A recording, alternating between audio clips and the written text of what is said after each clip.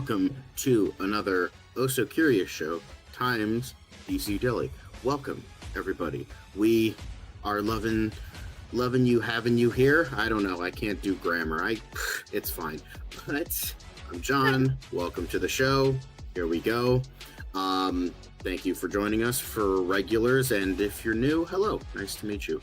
I'm John. But we got a packed show for you today. Tons of stuff. We got your news, got your quick hits, got your MCU Weekly, got some reviews, got some previews, got a whole bunch of Superman in Rio. We got a tier list Tuesday for you guys. We're talking a lot of Fantastic Four. We're talking the upcoming Ironheart. And of course, any other DCU Daily that we have found you for you. I am hosting for the time being. Dan will be in here soon. And before we get into that, let's get into the main theme of the episode.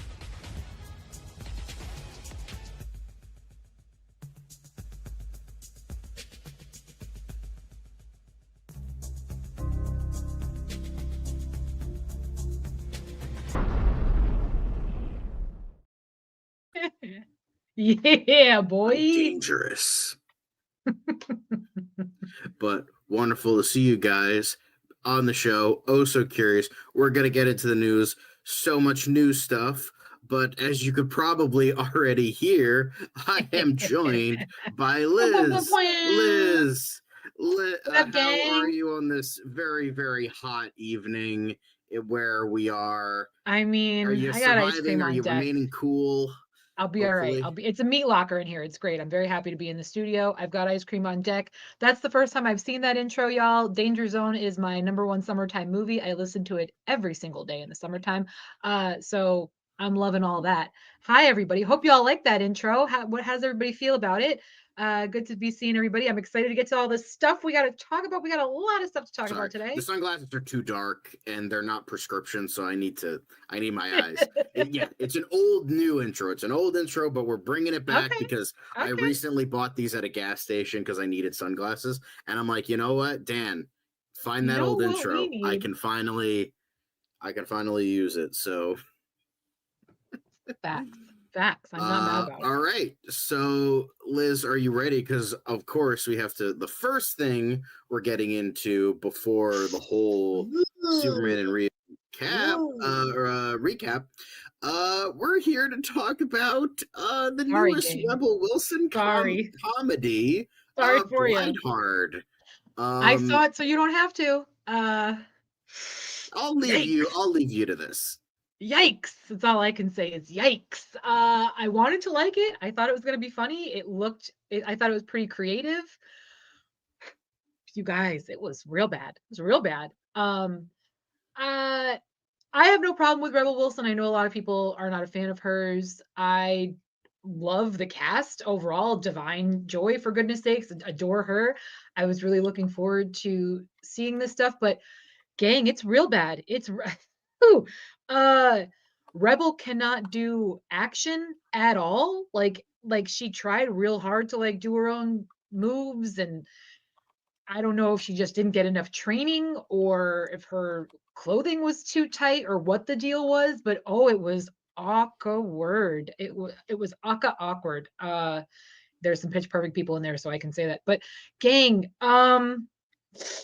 yeah, go ahead, skip this one. Go ahead and skip it. I'm not I don't need to. You saw the trailer. If you saw the trailer, I don't need to tell you what it's about. But woo, what a shame. What a shame. They blew a lot of money on this bad boy, and yuck. Stephen Dorff. Justin Hartley, bro, what are you doing, man? I know this is us on, but bro, you're better than this. Our boy Stephen Dorff is in this, and this is par for the course for Stephen Dorff. I mean, but we love Stephen Dorff. He's a badass. But no, this you guys, what's really crazy is they did they have the little blooper reel at the end in the credits. The blooper reel was funnier than the actual production, which is what a shame. So no, go ahead and give this one a pass, gang. Again, I saw it, so you don't have to. Woo! I thought it was going to be bad, but I didn't think it was going to be that bad. So I had texted the guys ahead of time because I was in the theater on time for all the trailers, the commercials. There was an older gal in the theater with me. The Amazon Prime LeBron James commercial came on. She was laughing at every second of that commercial. So I thought, woo, this movie, she's going to die. This poor woman is going to just keel over from laughter. She's probably going to, I didn't hear a peep from her the whole film.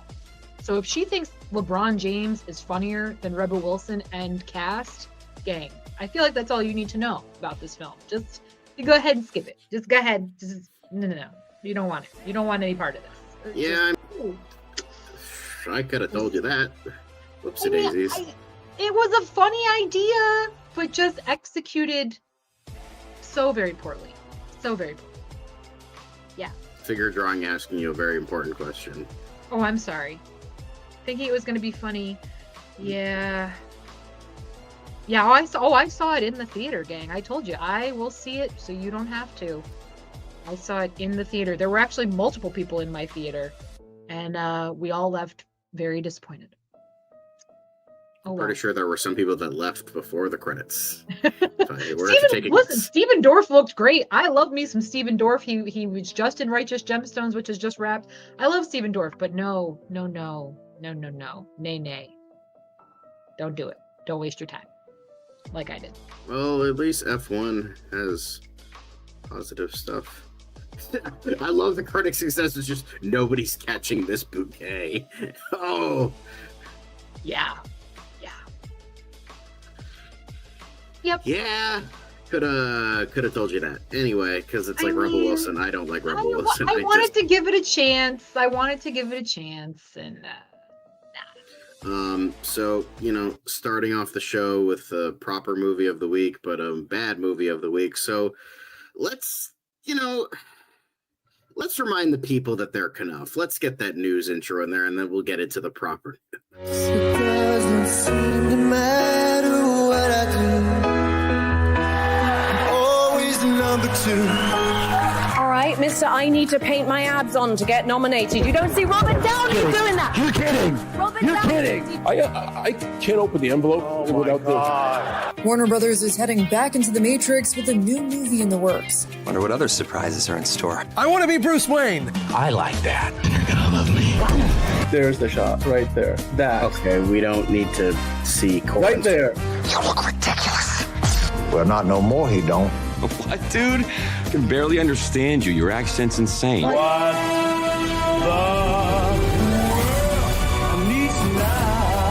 Give me a hand up. Nope, I'm actually okay. Thank you very much. Oh, wow! Wow!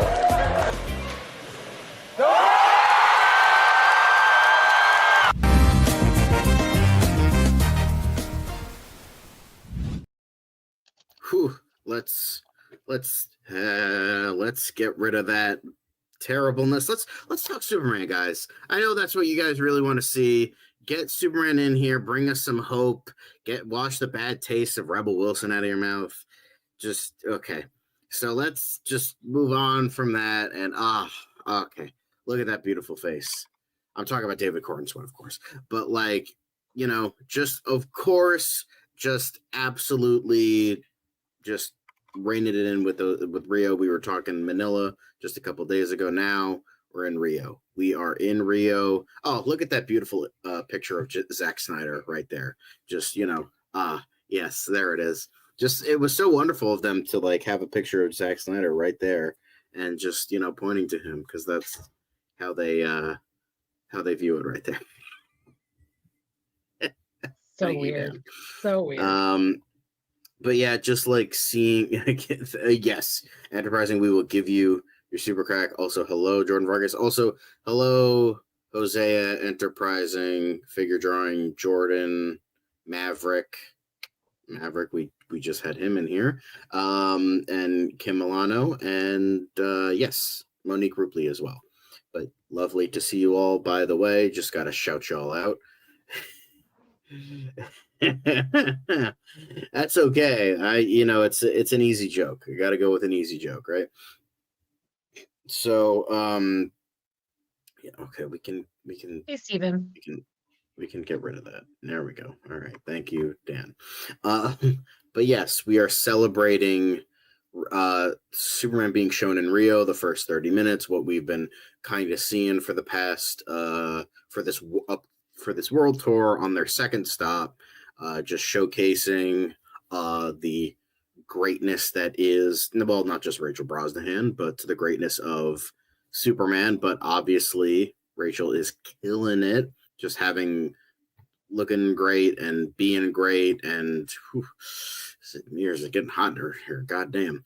But yeah, absolutely killing it, loving to see. Oh goddamn, it's, if I wasn't hot enough already, it's really getting hot in here. But I will say, David Cornsweet, he's kind of like 1 for 3 with these suits. I'm not saying he's bad. It's just like they're not fitted properly for him. He needs a tailor. Bit. He needs a tailor. That jacket's too big in spots. He needs a tailor. That's all.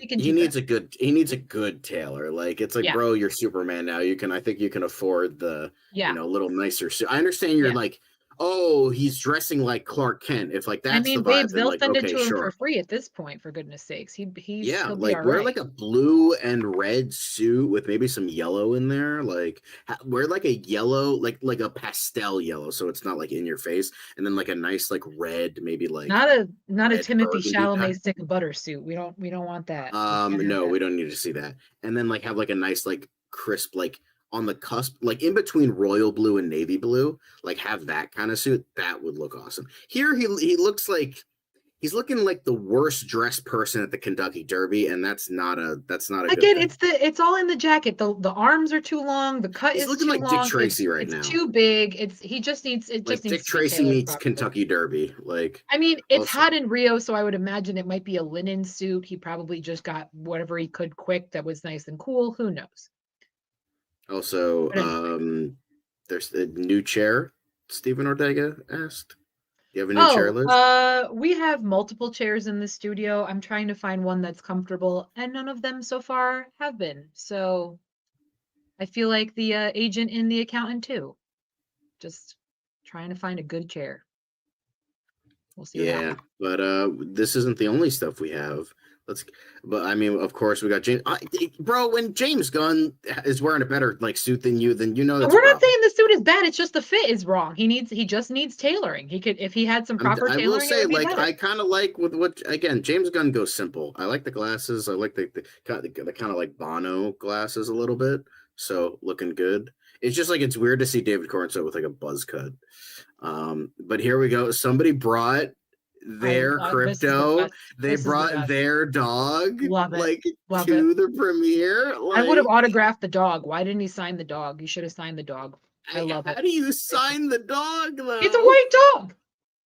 Be all right. Like, but how do you? It's fur. You can't like sign that.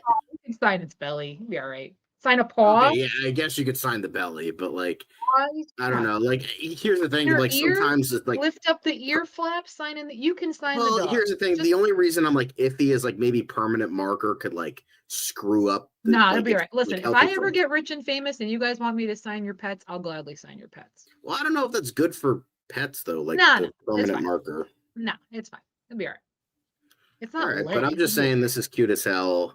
Like, I just can't stop watching this. This is just the fucking cutest thing ever. And it looks a lot like Crypto in the movie. Well, except maybe like the ears and like he's a little bit bigger and like maybe the fur is a little different. But they have a white dog there and it's just, damn, absolutely wonderful in every which way. Unfortunately, I can't read any of these comments because they're all in Portuguese and all that. So thank you for all the Brazilian viewers that are watching this unfold, who couldn't be there and who showed up to the wonderful premiere, who brought their dog. So, but yeah, and then of course, like I will say, like these more cinematic shots, they make him look a little bit better. Got that dog again, but you got lawnmower. So yeah, I mean, this is looking really good. And then of course, awesome. Like they're enjoying the hell out of it. This is like I mean, I would be good for them. It's like it's so fun. It just shows that They like sign the dog. They could do it. It just shows that like the people, like, look how many people are loving this. Like, oh, Superman isn't like ignoring the cult. I'm like, but you have oh, Superman's boring. He's not relevant. Haters anymore. gonna hate, Don't care about babe. Superman. Haters gonna hate. It's just because they have misery and cynicism in their hearts, or what's left of their hearts. Yeah, that's the problem. They weren't That's hugged as unfortunate. children. It's a real shame. That suit is also super wrinkly. Because it's an ill I fit. love it. If it was fit properly, he wouldn't have that problem. Again, it's he's new to this gang. We will get there. Although they're saying the suit is good, stop being mean. He's doing a great job of matching. We're not saying the Lane suit Superman itself is suit. bad. We're saying the tailoring. It just needed some tailoring. Here's the and it'd be thing. fine. What I personally don't, I don't think the shirt matches with the suit. Like, I don't think he should have gone with the like Patrick Bateman yuppie Wall Street like color and then white collar. Like, I don't think that works personally. It just like, again, I'm not a rich boy, what? so I don't know. Or like a daytime afternoon ensemble. It doesn't play well at the nighttime. I think that's also it's like, as I said, Kentucky Derby. Like, that's like the vibe I'm getting. But you know what? He's more famous than we'll ever be. So go ahead, David. Yes. Good for you, babe. Yeah, rocking it. I mean, he got to kiss Lois Lane and Rachel Brosnahan like a couple times. And also, I gotta say, it's funny with the arm placement. Vibes. Yeah, but it's funny with the arm placement. It's like covering like the belt, so it looks like he's wearing coveralls right now, and he looks like Michael Myers, like a little bit. Like it's got the navy blue, but it's like just the way like his arms are positioned. It's covering the belt, so I legit thought he was wearing like coveralls. I'm like, oh no, it's just he's covered. Okay, that's fine. But yeah, obviously another picture with Zack Snyder right here. Gotta love it. And you know, I love the teal suit. I love again the kind of cash thing. Again, James Gunn has like he's got like a Miami Vice thing going on. He'll never do like the solid suit combo. That cracks me up. Here's the thing. I gotta say, like James Gunn has like the most like resting bitch face, like the most stern resting bitch face I've ever seen. Yes, we'll add it to the list of quotes. Corn Sweat needed John Wick Sailor, but with a bold color choice. Yes, I would agree with that, and I think Lizz did as well. Yeah, loving these images. I mean, this fit is definitely better. I'll give them that. So yeah, and he's also wearing it like really high too. It's bringing like grandpa from vibes. A distance. It almost looks like pajamas. Yeah, a little bit. Again, that looks. But even on Rachel too. Rachel kind of has like pajama vibes with her outfit as well. But yeah, I think that's because like the bottom is like poofed out instead of like tailored to the leg. That's probably why. But I mean, this looks a hell of a lot better. I will say that. But yeah, hell yeah, and you know, going from Rio de Janeiro to obviously this is like in Portuguese, but it's another, you know, kind of TV spot, kind of you know, singing what? Because Dan's in the background, and I just think you're a creeper, Dan. He's a creeper when he's in the background. Yes. Show your face. 10 days Rio. Anyway, but again, loving to see the international love that. I mean, look at that fucking smile, man. Look at that. Oh, that was great. I wish I can't pause Instagram, but like I don't think I can. Yeah.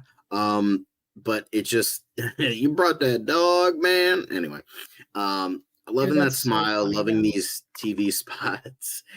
Absolutely wonderful in every sense of the word. And then the last bit we have, James Gunn had you know, was showing off more pictures, got more fans, thanks for everything, Rio, for your kindness, your warmth, your food, your passion, and especially for the blessed hour I spent in the botanical gardens surrounded by Zack Snyder fans. I mean, sorry, wild capuchin monkeys.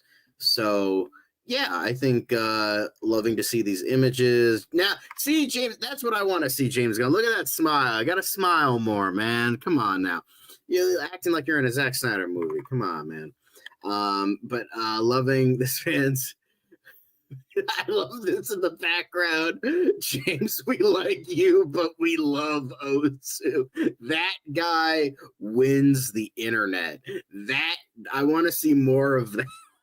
That is absolutely great. Yes, 17th. God, it's like 6 days. June is over, and then 11. See, and people were complaining, oh, July is so far away. Well, it's half a month away now, and we're getting there, guys. We are getting there. Although I do love the Marvel themed shirt that Lizz is wearing. I don't have a theme shirt. I needed to wear loose clothing, guys, because it's been hot. Even with the AC pumping, it's hot. Yeah, I wish I could be there. Maybe I'll try to go to the New York one. I won't, but I could try my best. But I love this image. And look at the monkey. Look at the cute little monkey. Oh, look. I know he's not as cute as Crypto or that dog that they brought, but the monkeys, they look so cute. Yeah. Look at him. Look at him go. Yeah. That's nice. I like that. But yeah, photograph with more fans, all this other stuff, the nice view, great and lovely to see. And Steven Ortega, Lizz, asking you, how was your weekend, by the way? You are muted. I think Dan muted you, Lizz. I muted myself. Okay. Yeah, I worked in the heat, so not great. But thank you for asking. How was your weekend? How was everyone's weekend? Yeah, I mean, it's a little bit late, but even then, my weekend was pretty good. It wasn't, it was hot, but the AC was a little bit better. Than now it's been pumping, so it's like, kill me now. Oh my God, it's like, no, we need you to keep going because we're gonna die. I've only been sitting here for half an hour and there's already back sweat, there's already butt sweat. It's like, ooh, not great, guys. I gotta probably take another shower after this. It's not good. I'm so sorry. Yeah, I went to the chiropractor and I was like, sorry, my back is sweaty. Was it a sauna or a sauna? Yeah, definitely. It's swampy, y'all. It's swampy. Soupy. Anyway, speaking of terrible, gross things, time to talk about Strangers Chapter 2. Come on, man. Come on. You know I like these movies. Yeah. So apparently we're going to be getting the trilogy of The Strangers, even though nobody fucking asked for this. No, but yeah, Strangers Chapter 2. This is the fourth. It's another cat and mouse game. We're probably gonna get the same trope of following the final girl to the hospital trope. So yes, it takes off right after the chapter 1. It immediately starts right after that because apparently the whole town is in on this killing spree of this handful of folks, and they talk about how, oh no, the girl survived, so now they gotta go get her. They gotta finish the job. And I love these movies. Great. So ripping off the worst Halloween movie. Cool. So you won't be seeing this one, John? Is that what you're saying? I haven't even seen the original Strangers. I haven't seen Prey at Night. I haven't seen Strangers Chapter 1. I think 2 of my friends saw it and they said it was one of the worst horror movies they've seen in the last 10 years. They're not. I'm not saying they're great. For me in chapter 1, and I was actually just rewatching this trailer to make sure the continuity was the same. In chapter 1, I had just gotten a manicure that day and I had the exact same chrome nail polish that the actress has in the film. So that was really upsetting in the theater, seeing that. And she does have the same chrome nail polish in the second one. So I will make sure to not choose that color when I get my manicure that week. But yeah, it's, I like these films. This is like the number one thing that I'm actually afraid of in real life. So for some reason, these draw me like a moth to a flame. So I see every iteration of the Strangers movies that come out. So I don't know. I'll be seeing it. So again, you guys don't have to. But yes, yeah, chapter 2. Does anybody care about this? I mean, I'm seeing it. But yeah. Not great. Why don't we just move on to quick hits? Get this. Hey, let's do that. Out of here. Get that taste out of your mouth, John. let's get that boss info that elevated a little bit.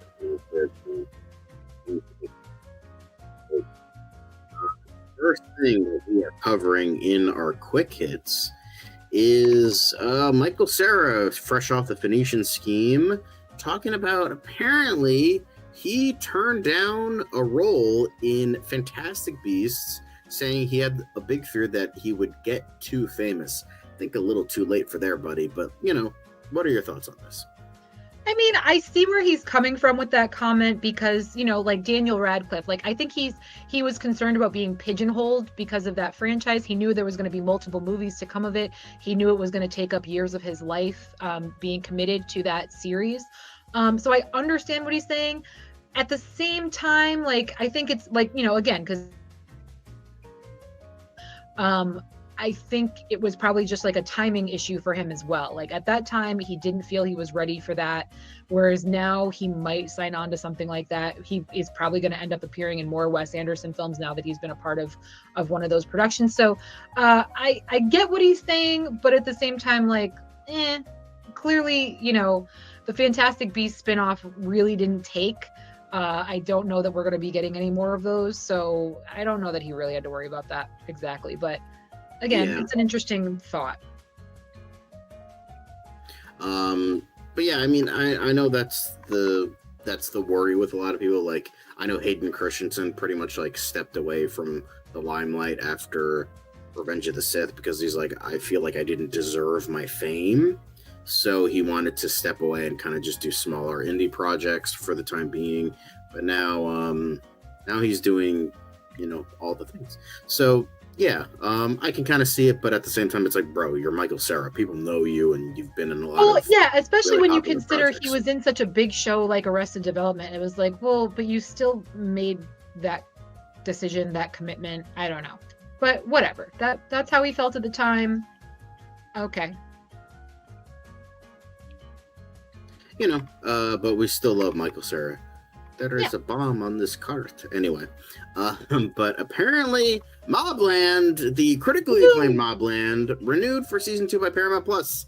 Did you actually catch this, or is it just on the long laundry list of shows to watch? On the long laundry list. It is at the top of the list. It's in the top 10. I definitely want to check it out. It's like I try to check out things that have like just come out. Like if they only have 1 or 2 seasons, I try to just tick them off the list. So I'll definitely be getting to it. My mother absolutely loves this show. And I've heard nothing but good things. So I definitely want to check it out. Faux show. Yeah. I mean, I think my parents watched it. I think they liked it. So I definitely want to try and watch this. Looks good. Pierce Brosnan, of course, amazing. So yeah, awesome. But speaking of Paramount, apparently Paramount Plus sheds Showtime brand from premium tier in latest premium streaming shuffle. Thoughts on this? I mean, all right, just give us more bull crap to navigate and deal with and sign into and sign up for and whatever the shit. I don't care. You can miss me with all that. I'm probably not going to subscribe to whatever the new iteration is, so whatever. Yep, sounds about right. Next thing, Xavier Molyneux lands lead role in Amazon MGM Studios Viking series Blood X. Do you like this actor, if you know who he is, and did you watch Vikings, and are you excited for this? I couldn't get past the first episode of Vikings. It is on the list. I'd like to get back to it. I'm just not a fan of sexual assault within like the first 5 minutes of a show, so it wasn't for me. But I would check this out again if I had the time. Again, for only $1 a day, you could help Liz quit her job and catch up on all these wonderful productions, but sadly that's never going to happen. So yeah, we'll see what happens. My dad loved Vikings. He thought it was great. Oh, listen, I know a ton of people who love that show. I just, like I said, for me, the first 10 minutes was enough and I haven't gone back. Maybe I will, maybe I won't. So, it is what it is. Yeah. Next thing, Olivia Newton-John documentary heading to Netflix, directed by Oscar nominee Nicole Newnham. Thoughts? I mean, I'm intrigued. It's going to be a snippet of her life, her own audio, her own commentary, some people that she's worked with, their commentary of the things that they've done with her over the years. So I like Olivia Newton-John. I think it'll be interesting. We'll see what happens. I'll try and check it out. Cool. I won't. Next thing. Apparently, Doctor Who's potential streaming partners revealed after the apparently BBC Disney Plus deal reportedly imploded. As someone has not watched the show in years, what are your thoughts on this, Liz? Yeah, I've watched a couple episodes here and there. I've wanted to. I was intrigued because I was like, oh, if it's coming to Disney Plus, it'll make it easier for me to watch and get caught up. But it's such a vast series. It's such a long-standing franchise. Who knows when I'll actually get caught up. But yeah, I mean, it's a shame that they don't have the backing and the support that they thought they had, but they'll find another home. That's par for the course. So, but this is from My Time to Shine, who's not really and it's from a scooper, so it's like not really the best, but apparently Netflix and HBO Max are both in talks to buy the streaming rights for the series, considering that HBO Max already has the streaming rights from 2005 to whenever Jodie Whittaker's run ended. It makes sense for them to go to HBO Max, plus Netflix sucks. But apparently it has been said that at least one of these unnamed partners wants greater creative control and for the series to take itself more seriously. So that could either be a really good thing or a really bad thing. We will have to wait and see. But next thing in terms of big sci-fi franchises, apparently Jurassic World Rebirth, more social media reactions land following NYC premiere, new posters released. Apparently it's been getting, some people saying it's the best since, Jurassic World. Some people say it's just another crap fest. Yeah, the reviews were very mixed. Which is to be expected. Either with franchises like this, either you like it or you don't. So I'll check it out. I'm sure I'll be entertained. I'm sure I won't be moved to say that it's the greatest thing I've ever seen, but I bet you I'll enjoy it. Yeah. So a friend of mine saw it for the Regal Mystery movie, and he said it kind of stunk. So obviously we will have to wait and see when it finally comes out in a week. Is it a week? I think it's a week. Ish. But yeah, cool. Great. Next up. Arnold Schwarzenegger reveals his highest paying movie, and it was apparently it was Twins. Twins! You got a piece of the back end. It was Twins because we got no money, no salary. You got a piece of the back end. So, thoughts on this? I think it's hilarious and good for him. He signed a good deal. I love Twins. Twins is one of the greatest movies of all time. If you liked films from that era, it was surprising to hear because a lot of he had a handful of films that came out within a year's time of Twins' release. So to hear that that's the one that he made the most money on is pretty hysterical. So yeah, I think it's just amazing. I think it's great. Good for him. Yeah.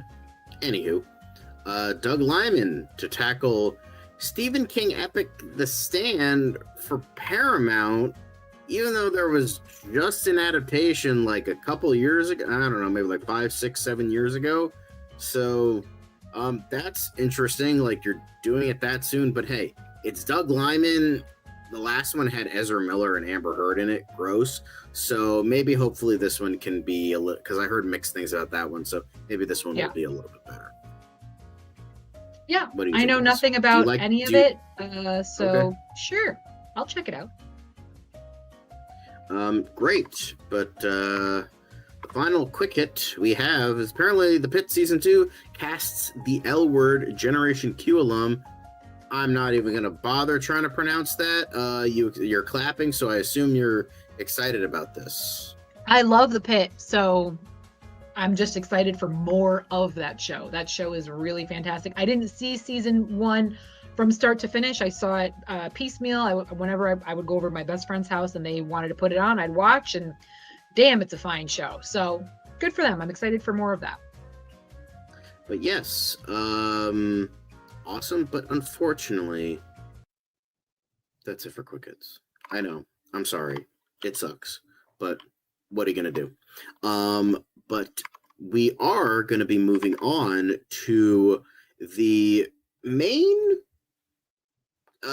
theme of the night with tier list Tuesdays. Now I think we talked, I don't know if we talked about it on the show or like just backstage, but we did say that we were going to be doing possibly a tier list on film composers. So we are going to be, getting into that real quick. And hang on, I have to get it all up and ready to go because Dan just posted it.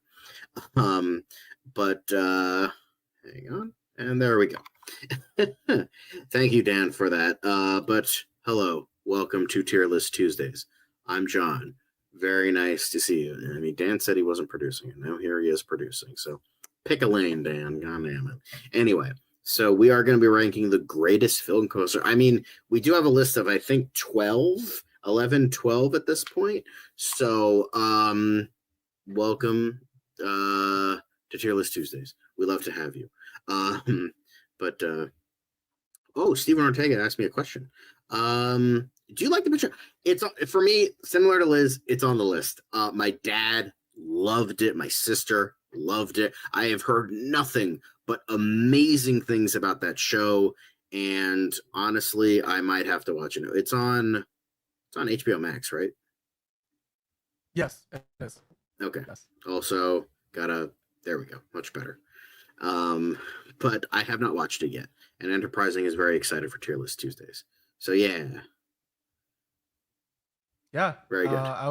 You excited, Dan? I was gonna say hello. Yeah, no, I am excited. And it's gonna be fun. We're doing film composers. I know Liz sort of stepped away for a second. I don't know if she has any input on this, but I guess we'll just keep the ball rolling. So, John, since you have the list up, I'll let you take this for a spin, and I'll chime in where I can. Anyway, but yes, let us get into the brilliance of Tier List Tuesdays. Let me zoom in. Oh, by the way, just before we get into it, I think you should click on go through the other link that I sent you because it's in the chat. So I pinned this to the chat, so you guys can go in and vote yourself. Click on the link in the chat; it's pinned at the very top, and you can give us your take on what the tier list should look like. So definitely take part as you will. We're gonna do ours here. I think we're gonna do a combined one. If Liz, John, and I can connect. Yeah, because if we do each person, we're gonna be here forever. Yeah. What? So Liz is like, nah, I'm out. Like, we're not. Yeah, we're not doing individual. We ain't got time for that. Right. Yeah, exactly. Ain't nobody got time for that. Ain't nobody got time for exactly. All right, sorry, John, go ahead. I'll let you. I'm gonna try. Like I said, I'm gonna chime in where I can because I know you are more passionate about this topic than I am. Although I do have. Well, I mean, who doesn't love a good score? I mean, who doesn't love the brilliance of the music in a film? Not necessarily songs, needle drops, as they say, but the good, wonderful score of a film. And so we're like, all right, let's celebrate the people who did wonderful things with this. So the first pick we have is Danny Elfman, who did many scores of Tim Burton. Very good. Danny Elfman, he is up there with like some great composers. He did scores you don't even know he did. Yeah, and Oingo Boingo, fucking, classic. You didn't think I'd get that reference, but I did. I got it. I know. So hi, Man of Steel. Everybody's saying hi in the chat. Hello, everybody. Everyone's saying hello. Yes. But for this list, I'm gonna put him B. Oh, of course you are. Of course you are. No. Hold on. No. Dan, okay. He has to be A. I feel like you can't put him lower than A. Thank you. I mean, he's done like a lot of great scores.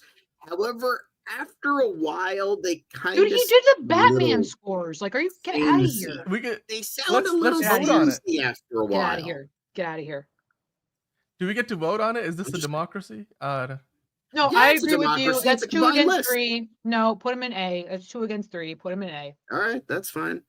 All right, Danny Elfman. Anything less is an absolute insult. I've met that man. He's a wonderful human being. S. That's not a democracy. And Ennio Morricone goes in fucking S. The Good, the Bad, the Ugly alone, S. S tier. And Ennio Morricone, fucking brilliant. I am not settling for anything less than S tier for the man himself. Created the most iconic score in film history because people know that fucking score without even knowing the goddamn movie. He made the theme for Westerns for the rest of eternity. That's fine. Ennio Morricone goes in S. No one's arguing with you. I'm just saying for the people. Good point. Anyway, now we can.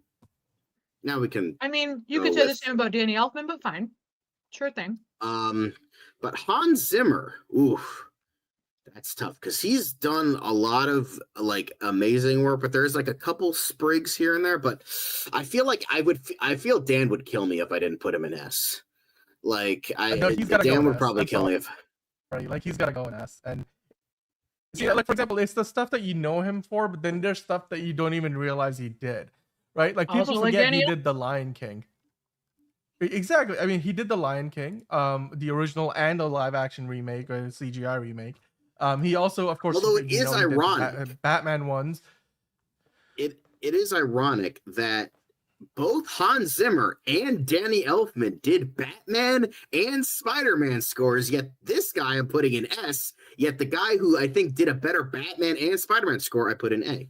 Go figure. Isn't that interesting, John? Isn't that interesting?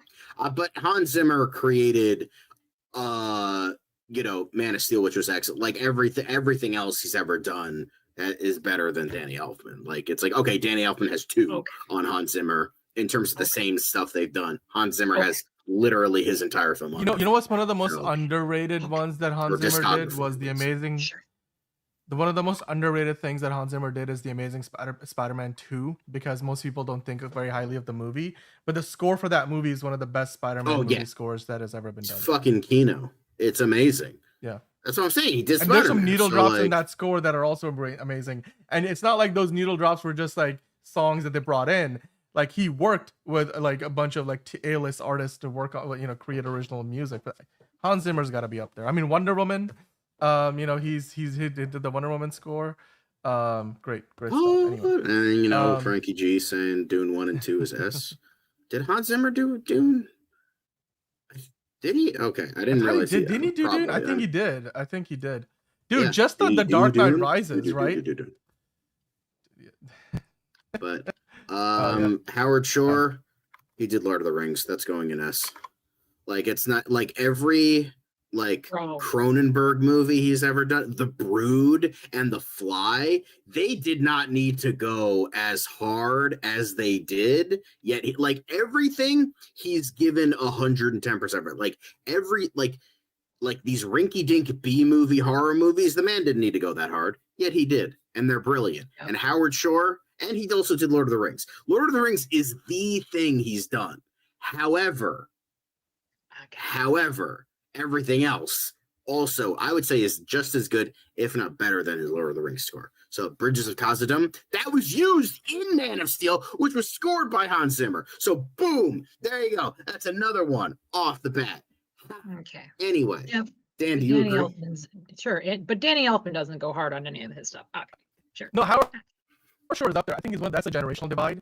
I think a lot of people today wouldn't think as highly of Howard Shore because they might not know of as much of his work. That's probably, but I think he's up there. Like he definitely, like if you know his work, well, I think Dan, I've taken the last few. So why don't you say something about James Horner? I'm not as familiar with. I know Titanic, but that's kind of it. But why don't you take the reins for James Horner? Yeah, I mean, so James Horner passed away really not sort of, like he passed away young. It was really surprising to me and to everybody when that happened. And some of the stuff that he has done, people will be like, really? Wait, that was him? Obviously, he won an Oscar for Titanic. I believe he might have won an Oscar for Braveheart as well, so again, Titanic and Braveheart alone, 2 of the most iconic movies of all time. Then you have in a bunch of other stuff. The Mask of Zorro was James Horner as well, the one from 1998. He did the Avatar music. The Avatar music, basically the music for the highest grossing movie franchise, in terms of just on average how much each movie has made, 2 of the 3, highest grossing movies of all time. He did the score for Star Trek 2, The Wrath of Khan. He did that too. The Land Before Time, less so. Casper, the 1995 movie. Don't demean Land look Before at the rest Time. Of his work. Do not demean Land Before Time, Dan. Come on now. That's like a but also like some classic. Dude, so where's he going? Where's he going? Commando, Apollo 13, The Perfect Storm, Willow, A Beautiful Mind. Where's Troy. he going? Okay. You know what? This is an underrated pick because I'm gonna say S because he usually doesn't get put in the same tier as John Williams and Hans Zimmer. But you look at the quality of his work. I mean, I don't know, John. Do you have a say on this? Do you have a say on this? The thing is, of course he does. He's gonna say S just like you. I'm kind of familiar with him, but the thing is, I'm not incredibly. I would put him in A because again, I'm not as familiar. But from what little I know, I'm like he's done a lot of good stuff. So I would put him in A, but that's just my opinion. Yeah, I mean, I think it also depends on your thing, on like you said, right? Like with Howard Shore. Wait, was it Howard Shore? Wait, hold on. The you're talking about the Good, Bad, and the Ugly. That was Howard Shore, right? Or no. Ennio Morricone. It was Ennio Morricone. Ennio Morricone. It's that thing of how iconic is it, right? Because I feel like in this whole tier list, we need to create an SS tier list just for John Williams, because it's gonna feel weird when he's in the same tier as all the other S tier people because of how goddamn good he was. But it's that whole thing of like you recognize so many of the scores; they're memorable. So I don't know. I mean, so James Horner is S. You want to put him in S? I'm good with an S. I'm good with it. Y'all again, so underrated pick. Jerry Goldsmith. Oof. Here's the thing for me personally. I think Jerry Goldsmith is pretty much the John Williams who didn't get the limelight John Williams did. That is essentially because Jerry Goldsmith has done just as he did Alien, he did The Omen, he did The First Blood. Right, he has done. Crap. Okay, so go ahead and put him in S. Go ahead and put him in S with everybody else. Okay, sure thing. Go ahead, put him in S. But yeah, Jerry Goldsmith, my guy, Christ's absolute sake. Just whoever the motherfucker who put Jerry Goldsmith at C, I'm gonna find you and fucking go taking on your ass. Fuck. Oh, there you go. That's Frankie. Anyway. Well, no, like, but okay, Frankie. You guys get to list all this stuff. Okay, so Danny Elfman, and I'm just gonna list the ones that you're aware of: Pee-wee's Big Adventure, Beetlejuice, Midnight Run, Big Top Pee-wee, Scrooged, Batman, Dick Tracy, Edward Scissorhands, Batman Returns, The Nightmare Before Christmas, Black Beauty, Mission Impossible, The Frighteners, Freeway, Mars Attacks, Men in Black 2, Men in Black 3, Flubber, Good Will Hunting. Like, okay, but you're right. This guy, Planet of the Apes, Spy Kids. Okay, let's not talk about Tim Burton's Planet of the Apes. Big Fish, Charlie and the Chocolate Factory, Corpse Bride, Nacho Libre, Charlotte's Web. It is weird that somehow Danny Elfman is the only one in the A tier. Hellboy 2, Star Trek 2, Lord of the Rings, like Terminator soon to be Star Wars. Alice in Wonderland. Like that's okay. like I think can we? Is it? I feel like we need to sort of recalibrate. I mean, can we I don't know. I'm like, it's just. We did. I mean, how is Danny Elfman? I am looking. I'm like, how is he the only? I'm only in mid 2000s. I'm not even anything recent. He did all the Dark, the 50 Shades, The Grinch, Dumbo, Men in Black International, Doolittle, The Woman in the Window, Doctor Strange in the Multiverse of Madness. These aren't like classic films though. Like half of them are just Stop like it with your we're talking. Stop it. Stop it. You're talking about well-known, you're talking about well-received, you're talking about breadth of work. I only named the ones that you would know immediately offhand. Well, and again, we should talk about how we are 3 separate generations. No, but we should talk about how we are 3 separate generations. I'm in my 40s, Dan's in his 30s, you're in your 20s. So we are all coming from different places and different nostalgia, things that get us in the feels. So let's not. I'm just saying. Yes. This is why no offense, like this is why I don't like Tier Tuesdays, because I just sit back in the cut. That's like it's the John show. So like fine, you go ahead and do it. That's great. My opinion is worth a dick. So cool. Like I'm just gonna sit here and watch y'all talk about how your picks are the greatest picks. I'm like, I almost okay. I almost want to just can you refresh the page and we start from the top and just quickly recalibrate? Because I feel like we just fucking leave it. Wait till we get to Trent Reznor. He's gonna end up in fucking C-list because John's only heard of one film that he's been a part of. So cool, man.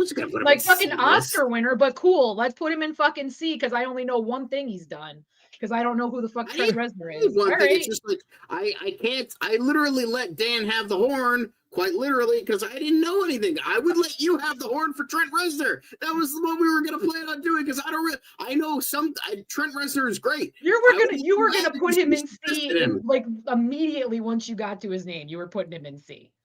Stop it. No. You guys go ahead. That's just wrong. Go ahead. Anyway. Let's skip John Carpenter for now because I'm biased. Let's just.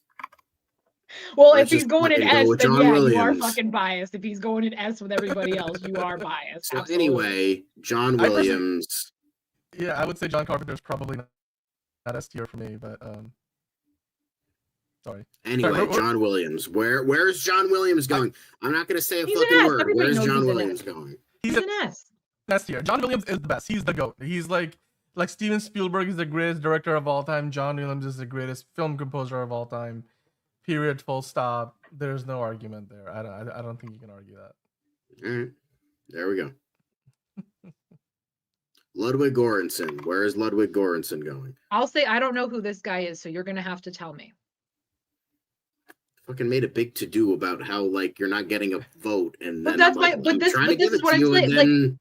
But we're using the same argument. Like I would rather you tell me and educate me than just throw him Ludwig anywhere. Göransson, he just did Oppenheimer. Point. He did Black Panther. He's worked with Ryan Coogler and Christopher Nolan a lot. Okay. He has done quite a few. I would say A tier. I would say Ludwig Göransson is A tier. I don't think he's like the greatest of all time, but I think he's a very, very good composer. I'm fine with that. It's just I feel like we need a more graduated list. I feel like we already put way too many people in the S tier. I'm starting to like recalibrate her in my mind. But anyway, yeah, I think when you look at this B tier probably because he's still working his way up. He just doesn't have enough of a resume compared to some of the people that he's looking up at. You know, that's just how. Has he won any awards, John? Has he won an Oscar? Yeah, he won for Oppenheimer. Okay. So do we want to say A or B? I'm fine with A or B. I don't think he should be lower than B. I don't know. He doesn't have the same resume as Danny Elfman yet. I just think look, he's got the talent, he doesn't have the resume. That's what I think. No, that's fair. All right.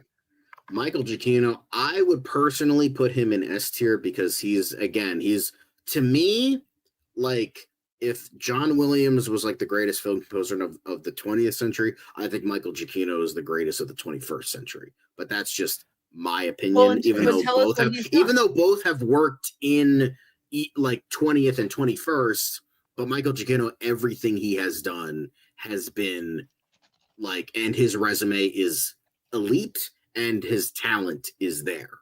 So. I will disagree. Tell people what he's done, though. Make the cases. So he's done The Incredibles. He did The Batman. He's doing the upcoming Fantastic Four. He's done just like everything you think that he hasn't done. He's done it. You know, like he also. I mean, he's done so many Brad Bird movies. He's done so many Pixar movies. You know. Oh, sorry. But he did the J.J. Abrams Star Trek. He did Cloverfield. He works with J.J. Abrams a lot. He's done, he did speaking of Jurassic World outside of John Williams, the famous Jurassic Park. He did the score for Jurassic World, Inside Out, Rogue One, Planet of the Apes. He even did the great Seth Rogen film, An American Pickle. Enterprising is saying that he's an A for him. I'm gonna go A again because because you gotta have it. It's just we can't put him on the same. No, that's fair. I think it's A. He still needs to go a step for me. I would personally put him in S because that just to me like go to greatest of all time. But like since I already put a bunch of people in S already, I will. Well, but I also think too, like, it's one thing to know the score, but you should also know the name. The fact that like we're familiar with these scores, but we don't also know the name, I think that's still a relevant component to this. Like, you know what I mean? Like you can score all day long, but for some reason nobody's ever referencing you, nobody's ever bringing you up in conversation, unlike John Williams and the people in his category. So that's why I'm saying what I'm saying about certain people. I think it's also because they still don't have that notoriety behind them that they should. But some of this has to do with time as well, because you got to remember, like, some of these composers just haven't been around long enough for their projects to kind of ascend to that level of iconography.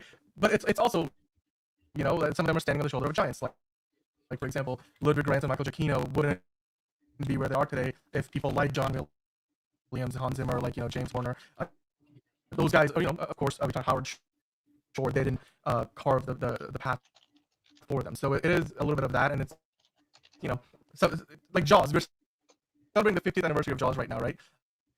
And how John Williams did the score for that, and like for literally almost every huge franchise blockbuster that we know. So like it's like that's the standard, and then everybody else is sort of like gets in line. But again, he's been around for like 50 odd years, right? So it's as opposed to Ludwig Göransson, we've only really known him for a decade, if not less. So yeah, it is really tricky. I think it's some of this is just going to be like there's recency bias, but also there's a little bit of the opposite, like I guess the posterity bias, if you want to call. I don't know if that's a thing. Maybe I just no, I think that's a part of it for sure.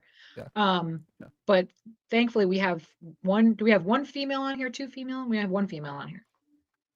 It's a shame. It's interesting that there's not very many female composers. I tried. The only other one, but it was like way after, was the one who did the score for Joker.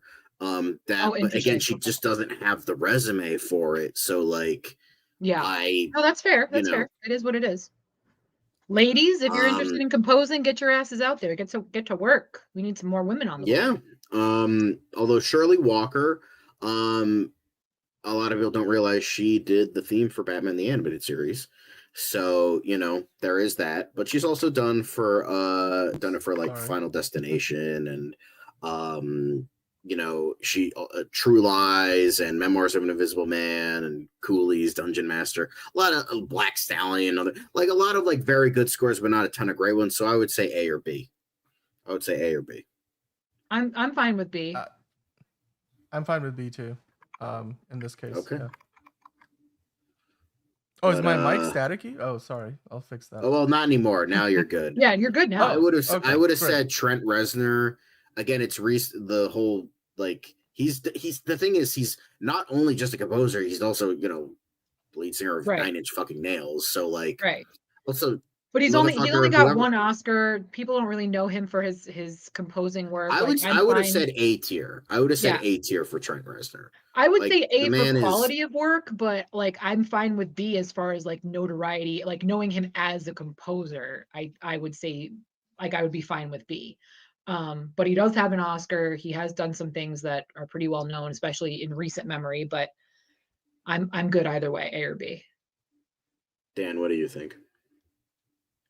I'd be. I mean, you know what? Honestly, I would even put him in C, considering the talent you've got, talent and resumes above him. I would put him in B. For that, unfortunately, I'll settle for. I think he should be an A, but I'll say B. For me personally, because the man is not did a lot of heavy lifting with like doing so many different jobs on his films, and the Halloween score is just so entrenched in like the pop culture zeitgeist. like that alone, I think is deserving of A tier. But like he pretty much did the score for a ton of his movies. Like he did like They Live and In the Mouth of Madness are like just like he did some. I mean, Ennio Morricone did the heavy lifting for The Thing, but I think John Carpenter also did the work for The Thing as well. But he just did so much greatness that I'm like, I think he's at least A tier. I'm fine with that. Yeah, I think so. I mean, look, it's also part of this is this is meant to be hard because we're working on all of these guys are on the list of greatest of all time. Guys and gals. So and there's a reason why they are. So it's going to be hard to not put everybody in S tier, but I guess we're giving it our best shot. It's a bit of an imperfect science, so especially when we're trying to combine our votes. I feel like we can all just go in and create our very uniquely different ones here. I, for one thing, having done all of these now, if it were up to me, I would probably move Howard Shore and James Horner, even though I said S tier for James Horner. I might move those guys down to A tier, but especially if Danny Elfman doesn't get into, and I would probably move Danny Elfman up. But then again, there's different metrics. Like, are you going by pop culture relevance? You know, like we know a lot of the stuff that John Williams has worked on is iconic. We know a lot of what Giacchino has worked on because it's still iconic today, and he's working today actively. Hans Zimmer's the same. So I mean, for me, it's both. It's body of work. It's overall body of work, and it's also notoriety as well. You know what I mean? Like, I can compose one of the greatest things, but if nobody actually knows who the fuck I am, you know what I mean? Like there needs to be that overall impact, I think, in order to be considered the greatest of all time. Yeah, and then again, like we talked about before, part of that is going to always be a matter of just how long have they been doing this? Because it's not like Ludwig Göransson has a resume that is a fraction the size of John Williams, but he's also not only been around for a fraction of John Williams' time in Hollywood. So hopefully this list will evolve over time. It'll be. I mean, and again, we need more ladies on there. We need more ladies.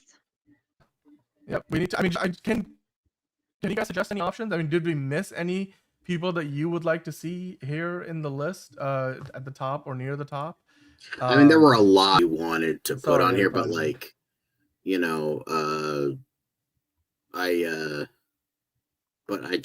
just can't. You just like you have only so many. Yeah. I was just gonna ask though, John, do you want to go through the most votes or the average vote to see what the other folks? Yeah, let's do that. Let's move in a little bit. But apparently, the most votes you had. It was pretty much the same. It's just the only thing is like John Carpenter was in B. John Carpenter took a bit of a drop. Yeah. And Jerry Goldsmith, I think, went to A. But outside of that, it's pretty much the same. And then the average vote, most of them were in A, while Carpenter, Walker, you spelled Reznor wrong. You spelled it Renzer. And then Hans Zimmer, I'm going off of.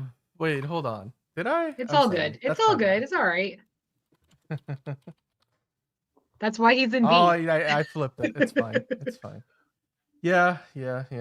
Again, I don't know very much of his work personally, so I think I probably agree with the average vote one the most for me. I feel like Howard Shore, James Horner, John Williams, Hans Zimmer definitely belong at the very top. I personally would probably put Danny Elfman at the top. But again, there's a bit of a bias there for myself. So this is a very subjective list. That's why we do this. It's you guys can go ahead and vote on this. You can clearly see there on the depending on if you're watching this live, there's a link is in the chat. It's pinned in the chat. You can go do it for yourself and give us your votes because 23 hours to go and then this will close up. If you are on Tier Maker, if you have the app, if you're on the website, this is a publicly available template, so you could go in there and vote anytime. But the current voting poll will wrap up in 23 hours. And then, it looks like a lot of you guys have already cast your vote. So that's great. But we'll keep an eye out to see, how it evolves over time. But yeah, this was good. I mean, any ideas for what you want to do next? You guys let us know. I mean, there's still lots of topics we want to do. Do you guys, I don't know, where do we go next from here? Do you want to do another director's one? You want to go back to that? I feel like we need and not just speaking as the only female on the show right now, like I feel like we should do like an all-female category just because the guys just are constantly, I mean, overshadowing the ladies. I tried to, and I don't mean like composer specific. I'm just saying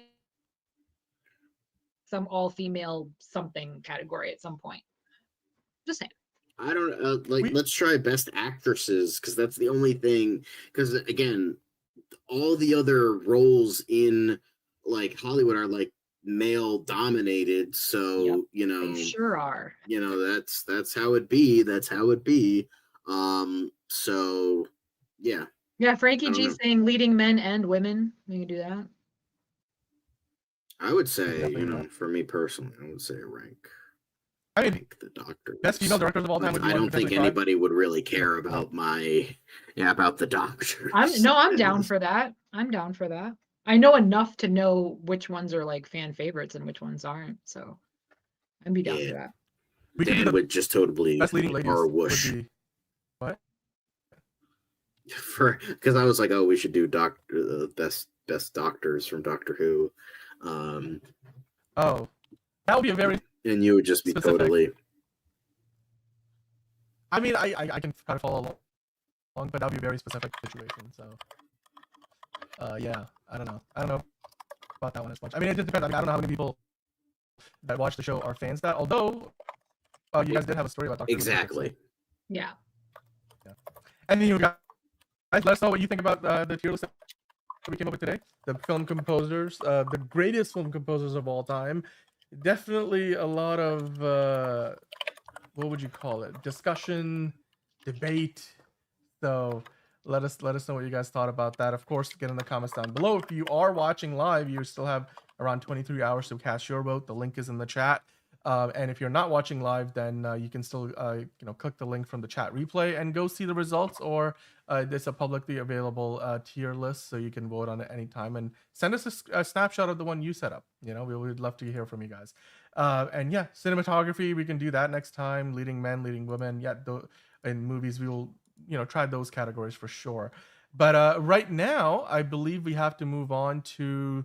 Oh, we're getting into movie of the week. We already did one movie review earlier, but now we got to get into the next one, which is Elio.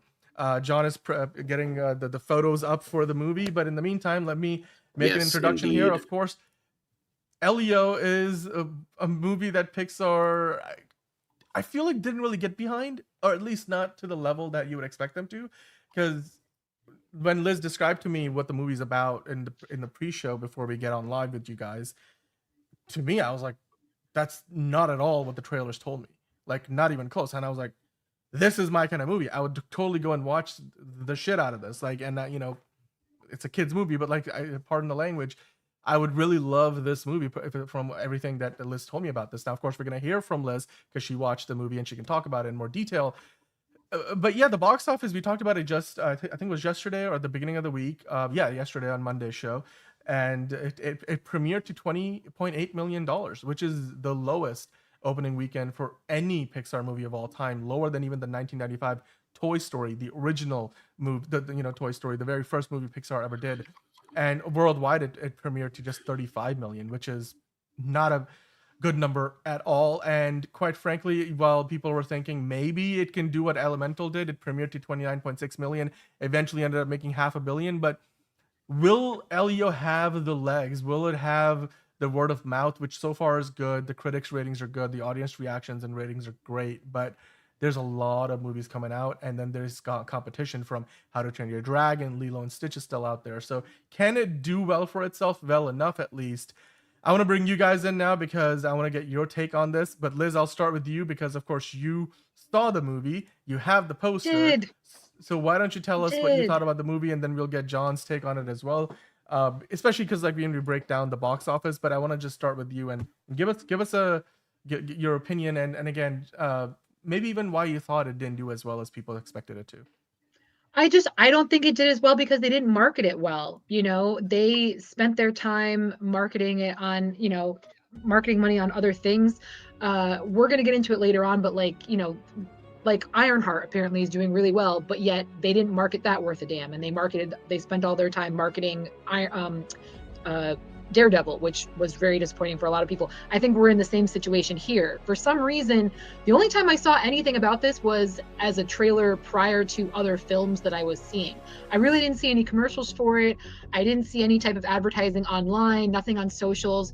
And it's a real shame because it is a really, really sweet film. When I saw the trailer initially, I was like, that's not going to be anything. And then I saw that trailer and I was like hooked. I said, oh my God, how adorable. The jokes were there. The sentimentality was there. It's a really sweet film. So Elio is a little kid who recently lost both of his parents, gets adopted by his aunt who works in the aeronautics, and he hears that and he hears that they are potentially making contact with aliens, and he gets bullied because he's kind of a weird kid. He keeps to himself. He's really lonely. So he sets off to essentially get abducted by aliens. That's his goal. He's trying to make some new friends that might appreciate who he is as a person. And lo and behold, he is successful. He gets abducted by aliens. They mistakenly think that he is the leader of Earth.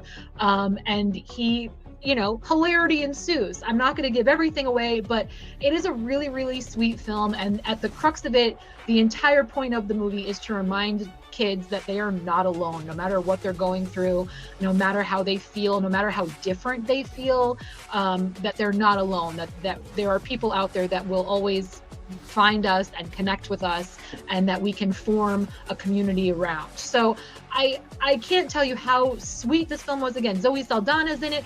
Kate Mulgrew from Star Trek even has a little little voice. Yes. Commander Janeway. Yes. But anyway, so if you guys have kids, even if you don't have kids, if you like really good kid movies, please go check out this sweet film. It's really sweet. It's really endearing. It's a lot of fun. The jokes are good. It gets you right in the feels. It's a quick watch. You don't feel like at any point there's any time wasted. It's really creative. I'm so disappointed that it's not doing as well in the box office, but I myself am personally really trying to get people out there through word of mouth. I saw my chiropractor right after seeing this film, and I was like, please take your 3 kids to see this. Please take the whole family. So if look, the popcorn meter, the what do we call it? The tomato, whatever. The tomato meter. The scores are good, guys. The scores are good. I wouldn't steer you wrong. Like I said, don't go see Bride Hard, but please go see Elio. No, I don't think anybody was going to see Bride. I think only like you and like 10 people in your theater. I think those are the only people that went to see Bride. I think there was only like 5 people in my theater, but there was a lot more people in Elio. There was at least like 3 or 4 other families in Elio with me, and I'm telling you, I'll happily watch it again. I'll tell you what, I enjoyed it that much. I would happily see it again. It was so delightful. It really, really was. Like, and it's beautiful. It's a really beautiful film too. The Pixar animation is just top notch in this one. It's great. They did the damn thing once again. It's really great. Yeah, I think this movie, quite frankly, Pixar, I don't know who dropped the ball. Was it Disney? Was it Pixar? Because quite frankly, I think marketing for this movie needed to be very different than what it ultimately ended up being. Yeah. It just, I feel like it deserves better. I do wonder if it's gonna be able to rebound, because like I mentioned at the very top, there's a lot of competition at the box office. I mean, again, I thought it was a good sign when they had it on the back of the Lilo and Stitch poster, but they were obviously trying to. But again, now I'm thinking like that's literally the only effort they made. So it's disappointing, because I think they could, and I mean, all the aliens that are in it, the toys, the possibility of toys is there for the taking, and they're just not capitalizing on it. Let me go back to some of the aliens in this movie. Sorry, just kind of cycling. Yeah, they're really not capitalizing like you got stuff here. It's so marketable, and the toys reminiscent of like the Star Wars prequels, a little like the Monsters universe as well, a little bit in terms of the design work. Yeah, definitely needed the iconography. Yeah. It's and there's a whole dynamic between the alien that he befriends and his warlord father. There's a whole dynamic there between father and son. There's a lot of layers to this movie that I just don't think they properly captured, and I really hope you all go out and see it, because it's just delightful. It really is. It's very sweet. Yeah, I was just gonna say though, like let's talk a little bit about why this movie didn't do as well as it could have. this article, by the way, I think it's spelling doom and gloom for original animation in general, saying, don't blame film execs, blame the audience. I don't necessarily disagree with this. I blame think the film execs.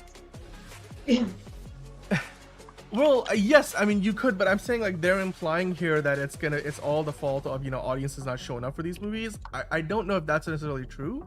I think it's part of it is at least the fault of the execs like Bob Chapek, who basically created an environment where they put out 3 Pixar movies on Disney Plus directly during the pandemic, and I understand the reasoning then, but maybe 1 out of the 3, because 2 of them, I believe, including Turning Red, definitely deserved a theatrical release because it wasn't like we were at the peak of the pandemic anymore. And then it just set up an expectation where people now just want to go see or want to wait till these movies come out at home. But quite frankly, these movies deserve to still be seen on the biggest screen.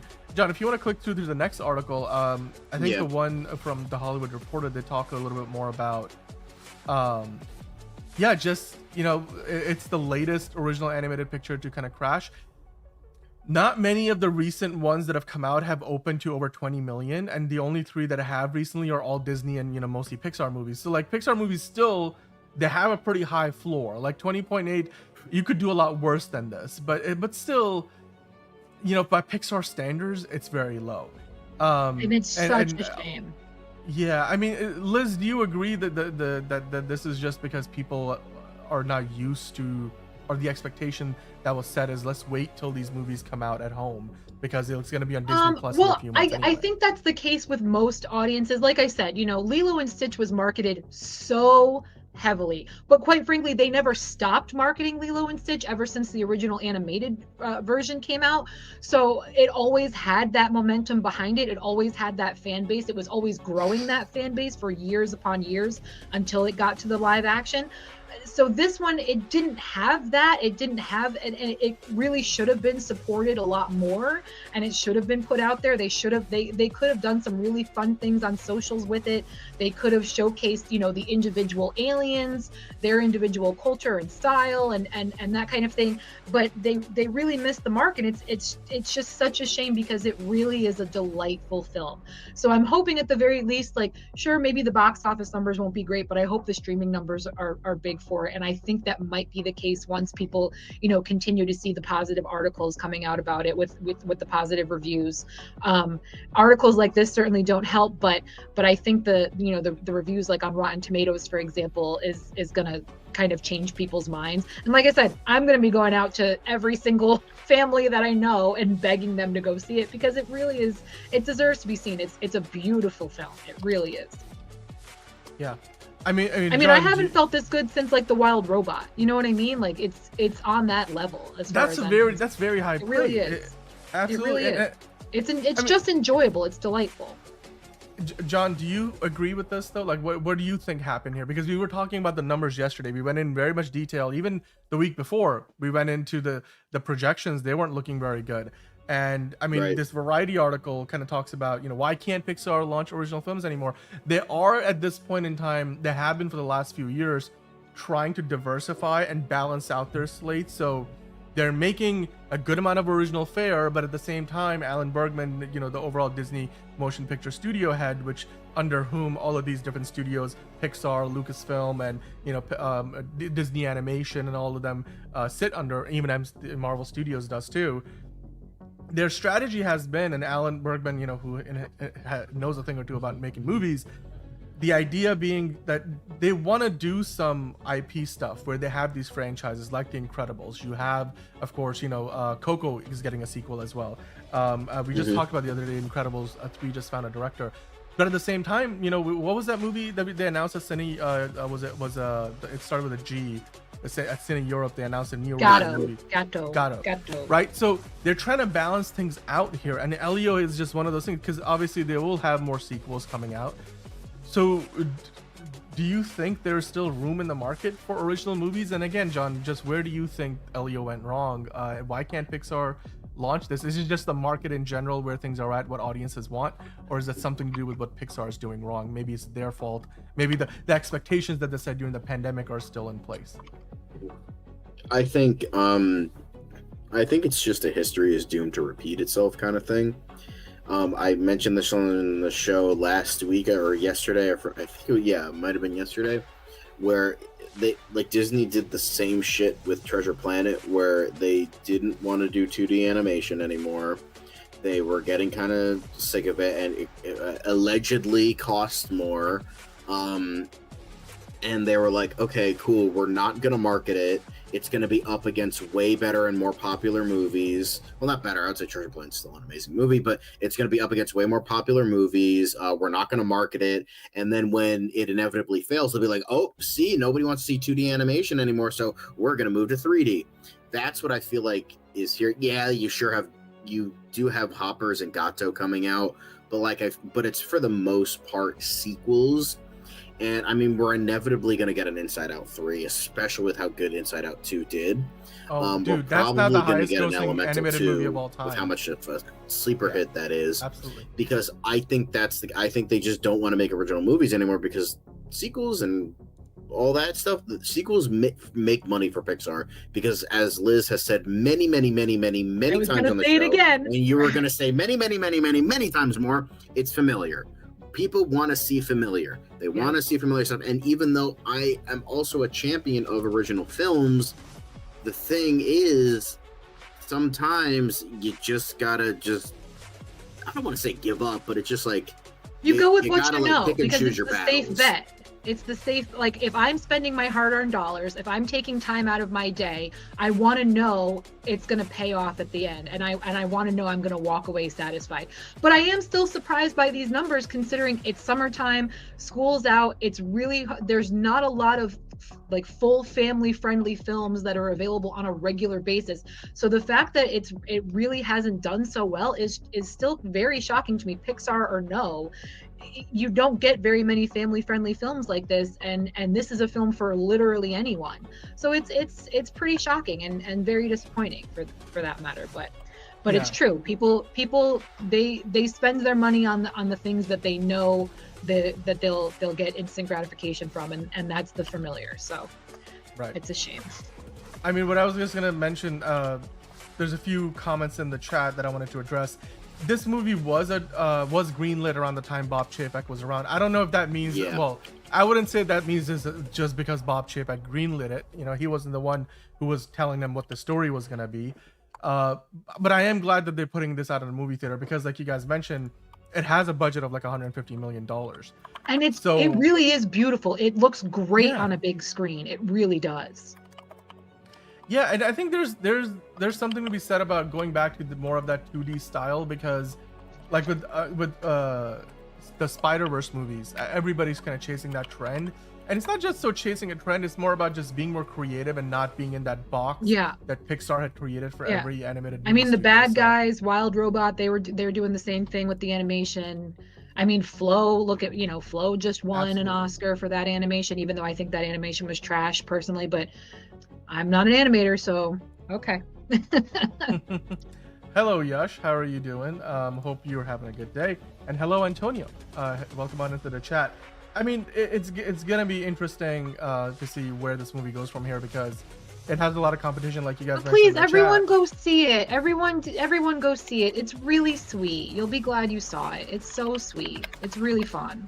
I agree with you guys. I 100,000% agree with you guys that this is a movie that, I mean, now I am more interested in seeing it thanks to what Liz mentioned. But Liz, before we move on from here, just last question as we always do, would you recommend people go see, I mean, it's an obvious question because you already said as much, but like, would you say people should go see this in a movie theater? Again, I'd be happy to see it again myself. I have no doubt that I might get the chance. I might see it again. I'm not going to say it's a 10 out of 10 for sure, but it's up there. 8.5, 9 maybe. It gave me all the feels, man. That's all I can say. I cheered up a couple times. I laughed. I love it. It's my feel-good movie, at least for this week right now. I'll happily see it again, and I hope you all too. Okay, bye. Love you. That's a big thing in the film. So I hope you guys check it out. That's all I can say. Yeah. All right. Awesome. Well, with that, guys, let us know in the comments down below what you thought about the movie. Of course, did you like it? Did you hate it? Is this one that you would like to go see yourself now that you've heard Liz's review on it? let us know in the comments. We'd love to hear from you. And then, of course, we will continue the conversation as we follow the box office of Elio and see how it does over time. Right now, we have to move on to the next segment, which, of course, we have to now dive into Lizz's favorite part of the show, which is MCU Weekly. So, welcome back on into another episode of MCU Weekly, because we have a lot of stuff to talk about from the world of Marvel. And while Lizz has stepped away for a moment, John, I wanted to ask you of all the topics that we do have to discuss, which, oh, hello, Lizz. I guess since I was asking John, what Marvel topic are you excited to talk about today? I'm really curious to talk about the idea of like Pedro Pascal kind of being aware of the people that are like, hey, you don't look like Mr. Fantastic in terms of what he should look like.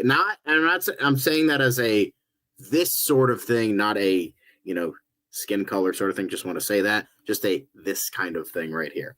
So, but I think that's kind of funny, and he probably has commented on it. But yeah, I just wanted to talk. But I mean, I like X-Men maybe finding its director, and David Goyer talking about Neil Gaiman being a piece of shit. So that's also good. So yeah. By the way, in Lizz we trust, as Figure Drawing saying. So Lizz, what are your thoughts on the stories that we have to talk about today? But also, before we get into all the stuff we have today, there was something yesterday that John and I had to talk about because it was the news of the day, the news of the weekend, quite frankly, outside of DC, which is the fact that Jon Bernthal's Punisher is officially joined up with Spider-Man Brand New Day. So I want to, get your thoughts on that before we dive into all the other stuff we have to talk about, and then we'll get into that. But what do you think about the Punisher crossing over with Spider-Man? It's very comic book key because in the comics that has happened many a time. So that, there is some precedence there, but it's just the two characters couldn't be any more different in terms of the tone. And then that's where the worlds that going to be great about it. Yeah. That's what's going to be great about it. Their interaction is going to be chef's kiss fantastic. I cannot wait for the banter, for the back and forth. Jon Bernthal, his Punisher, is not going to appreciate Peter Parker's humor and whimsy. But I love Tom Holland. I love Jon Bernthal. Hopefully I'm meeting John at Comic-Con this year. You guys, please, fingers crossed for me that he's not going to cancel this year like he did last year. But I'm for it. And it makes sense. Like I said, the way his character ended off in Daredevil, escaping from Fisk's clutches, he's probably going to lay low. He's going to end up teaming with somebody else. We might end up seeing Daredevil thrown in the mix as well, since their storyline isn't exactly done either.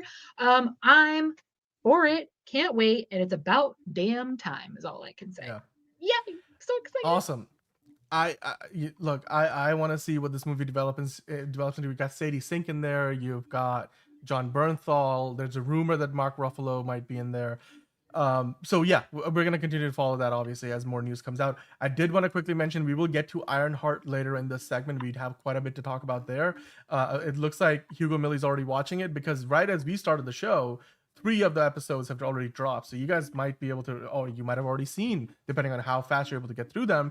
And 3 more episodes drop next week, which is basically the whole show. But, we will get into your thoughts here. I'm collecting your comments here, so I will bring those in when we get to Ironheart. But right now we have to first start off with some other stuff. And the first thing, I think, Lizz, you mentioned this right off the very top, which was the fact that, hey, we've got a new Fantastic Four trailer teaser. And so they are saying that there's a new trailer coming out tomorrow. I imagine that's going to be the final trailer, as they might call it in the industry. But the teaser to the trailer is out, and it showcases more superpowers. And as I say here, we get to see the Human Torch finally make that Flame 4. That's iconic and right out of the comics.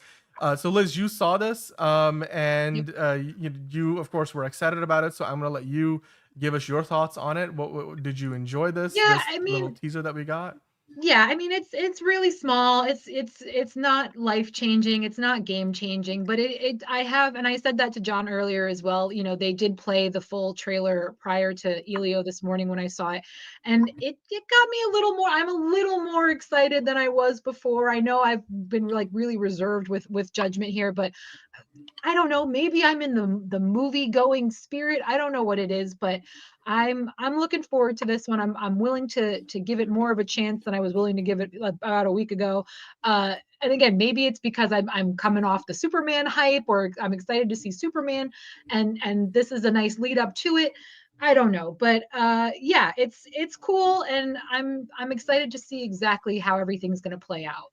So yeah, the trailer, like I said, again, it's a teaser. Like they said, it's nothing crazy, but you get some fun elements in there, so it's pretty cool. Yeah. No, I mean, look, the iconography is amazing. We get more of Franklin Richards there as well. John, I wanted to get your thoughts on it. What did you think about some of the new shots that we are seeing in this teaser to the trailer, as it were? Looks fine. Pretty good.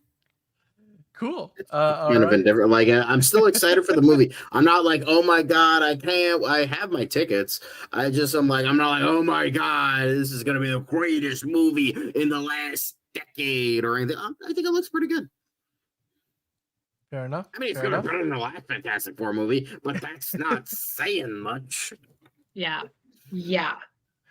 All right. Well, that's fantastic. Say that again. Bro, I literally, that whole 2 hours in the theater, I was just going, what the hell? What the hell? Oh, I was so awful. I almost walked out. Well, one of the things that John mentioned he was really excited to talk about is the fact that Pedro Pascal is very much aware of the idea that people are like, he's not necessarily, the prototypical version of Reed Richards that you would have expected to be, cast for this movie, saying things like, he needs to shave, and he's basically aware of the disgruntlement, as Pedro put it, surrounding his casting. He kind of addressed it in the new interview. Feel like the character. People are gonna be like, you don't feel like the character, bro. I mean, what he said is, I'm more aware of the disgruntlement around my casting than anything I've ever done. He's too old. He's not right. He needs to shave. He's just so immediately generous and inviting, talking about Robert Downey Jr., that you feel like you can be afraid, you can be hungry, so you can be ambivalent. So it looks like, despite the fact that the fans haven't taken to him, RDJ has welcomed him into the world of the MCU with open arms and been very gracious. Nice. So, John, what are your thoughts on this? Again, nice. Is it one of those situations where we're going to watch the movie and be like, this is the best version of the character we've ever seen? Kind of like what we saw with Heath Ledger's Joker, and obviously every time they cast a new Batman, it's or do you think this is actually the fans kind of saying this is not really what we should be getting as a a Reed Richards in the movie? I think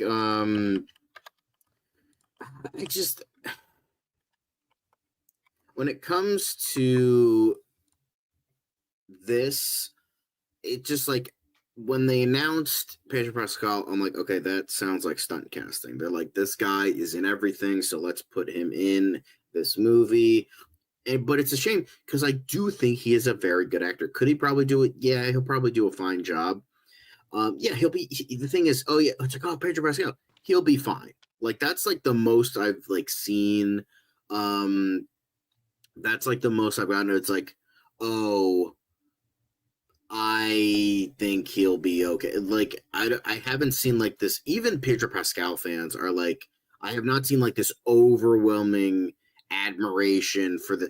I mean, none of that. Like, I've seen a lot of praise for Vanessa Kirby and Joseph Quinn, but like nothing is like, oh my god, this casting is the. Maybe I'm just in the wrong circles. I don't know, but it's just the feeling I get of like, oh, this will be fine. And it's just like, especially when I think that the pretty much 75% of the 2005 Fantastic Four cast was like nearly pitch perfect, even though those movies were not very good and they were pretty much wasted. Chris Evans was perfect, Ioan Gruffudd was perfect, and Michael Chiklis was perfect. Unfortunately, Jessica Alba is there. That cast was really good. But that cast was good, and they worked together, and they had good chemistry with one another. Yeah, I'm just kind of not really obviously, we probably just haven't seen enough. And remember, we have those are full movies you can go and watch. We haven't gotten the full movie of this, so I could be totally wrong, and the chemistry is off the charts. It's going to be the greatest thing ever. It's just like, if you're going for the 60s aesthetic, I just think it's weird that a guy has like facial hair that belongs in 2025 when it's supposed to look like the 60s. So it's like, it's kind of. weird. Well, I mean, a little bit. You had stuff like I Love Lucy and stuff back in the day, and it's not like guys didn't have mustaches. Yeah, of course you're gonna see the assholes that are like that. I don't give a flying fuck what his skin color is. I just don't think he's the right choice for the role.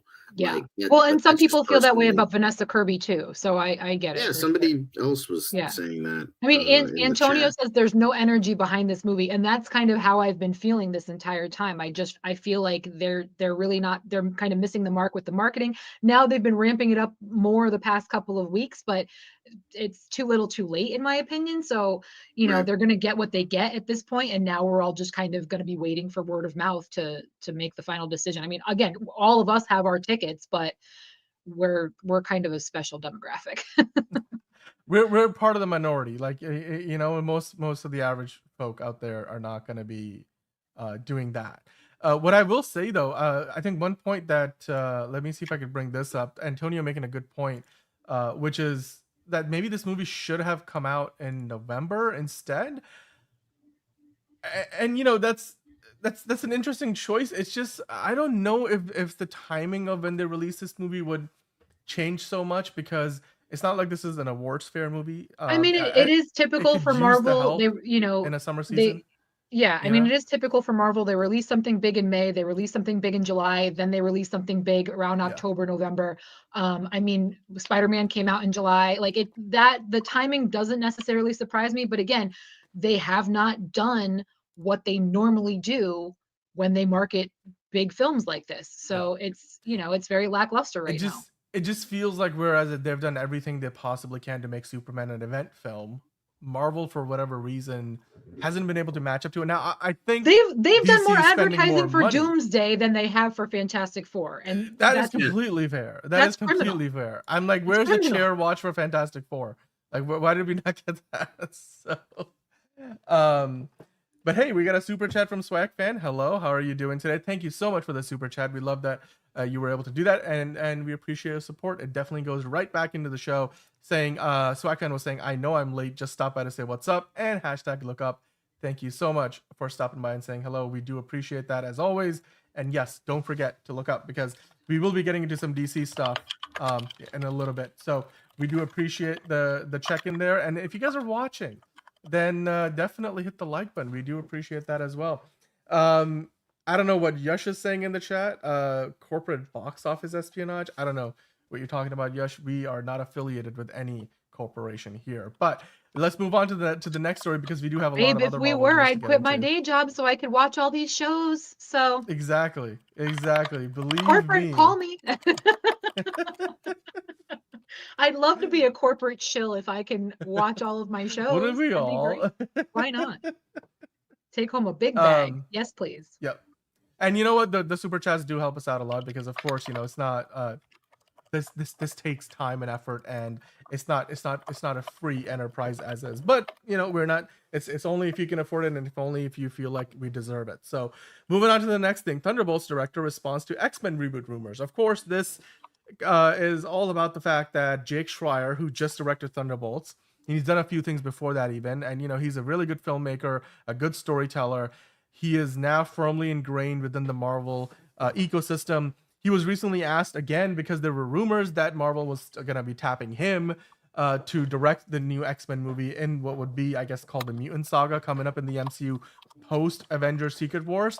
And to that, he was kind of coy, saying, even if I were confirmed on that movie, I don't think I would be allowed to answer that question. I guess what I would say is that it always starts from character and working with great writers and collaborators, and certainly thinking about how to do something different with any project that you take on. That's as much as I can say. Now, there is a bit of a wrinkle here, because while Jake Schreier himself is being very coy, Ryan Coogler may have just spilled the beans, because he himself was being interviewed. Of course, he's been promoting a number of his projects. Sinner's still out there. He's promoting Ironheart, and that's something that he was an executive producer on.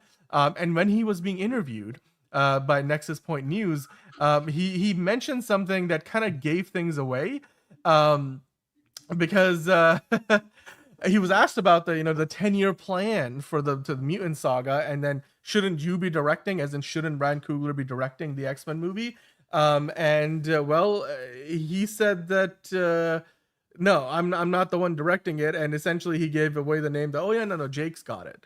And he did talk about like where the X-Men saga is going, but he literally spilled the beans on Jake Schreier. I guess he's confirming it because if he's the one saying this, he must know something we don't. I mean, he's definitely still working on Black Panther 3. So I want to get your opinion on this, guys. Do you think he kind of gave it away here by accident? Is he going to be in trouble with Kevin Feige? Are we going to see that, Ryan Coogler was disappeared for a little bit because he's in Kevin Feige jail? I mean, what's going on here? No. Was this intentional? Or even if it wasn't intentional, does it matter at this point? I guess is all I'm trying to say. Yeah, no, I'm sure it wasn't intentional, but I also think Kevin Feige knows how to pick his battles, and they are certainly not with Ryan Coogler. So I'm not worried about that by any means. You don't want that smoke, I'll tell you what. But I mean, there are other Jakes in the world that may not be the only Jake, but if it is him, I'm okay with it.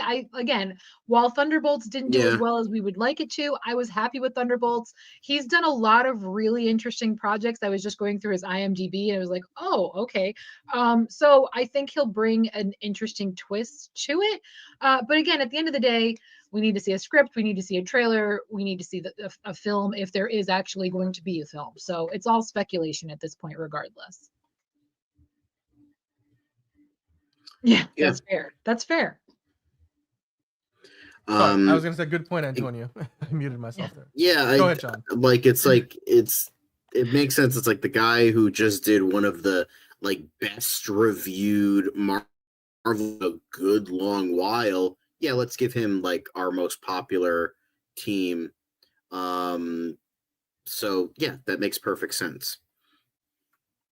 So like, why wouldn't they give it to him? Like, if it seems like perfect for me, like obviously they would give that to him. So, and it's an ensemble, it's an ensemble cast, so it's like that works because like X-Men is a team, so like it all works. So, and it's all like, and he dealt with like more themes like mental health, and there was a little bit of depth there. I still don't have a ton of interest in seeing it, but Marvel has scorned me way too many times. But obviously we will have to see for the future because I think I think this, for how many people, like even my friend who really doesn't like Marvel movies said Thunderbolts was actually pretty good. And yeah, it didn't make money, but like clearly they saw the acclaim that it got from audiences and critics that they're like, okay, this guy seems like a good choice. Look, the Thunderbolts, or just Thunderbolts, is a good movie. In terms of what Marvel has been recently putting out, it particularly stands out because it's that much better than what they've recently done. It's not the best thing Marvel has done. I wouldn't even put it in my top 5 of the MCU, but Thunderbolts was really good. And if it tells you anything, it knows that, like you mentioned, Jake Schreier knows how to handle an ensemble cast, which is going to matter a lot when it comes to doing an X-Men movie. You have all of a sudden 2 steps above in terms of notoriety and like also just in general recognizability of the characters and potentially the actors. He's going to probably be working with at least a few A-listers. So that's going to matter. And I mean, Jose, if you haven't already, please do go check out Thunderbolts. It's definitely one of the better Marvel movies. And yeah, so it's worth a shot. And they marketed the hell out of that one. I'll tell you what, I've got the poster being framed right now as we speak. So even after the movie came out, they were marketing it because of the whole stunt, like changing the name to the New Avengers. But anyway, it looks like Jake Schreier has pretty much been confirmed to be directing the movie, and Ryan Coogler kind of spilled the beans. And let us know what you guys thought about that. Do you think he's the right pick for the movie? And it looks like, Kevin Feige has made that decision, at least unofficially, because, we haven't heard from the man himself, but Ryan Coogler is probably the next best bet for that. Take a shot. I don't know what figure drawing's getting at there. But hey, we have a few other things to get into. I did want to mention this article. I think I talked about this yesterday that we were going to discuss it on today's show. David Goyer recently was being interviewed, and he was talking about a number of different topics, including the fact that, remember how a while ago we talked about David Goyer mentioning that he would be open to coming back to writing the Blade movie for the MCU, because he's of course worked on the original set of Blade movies. He wrote the original Blade movie, that kicked everything off for Marvel back in the late 90s, early 2000s, before even the X-Men movies came out. So that was, of course, over at New Line Cinema, which is part of the Warner Brothers Pictures motion picture group. So it's a sister studio to Warner Brothers, and then, of course, also DC Studios. And David Goyer, apparently, before he came out publicly to say he would love to offer Marvel his help, it looks like in this article he mentions he had already by that time asked his agent to reach out to Marvel and, offered his services. And basically he got the response that, you know what, I think we're good. We have finally cracked it. So, we're in a good place.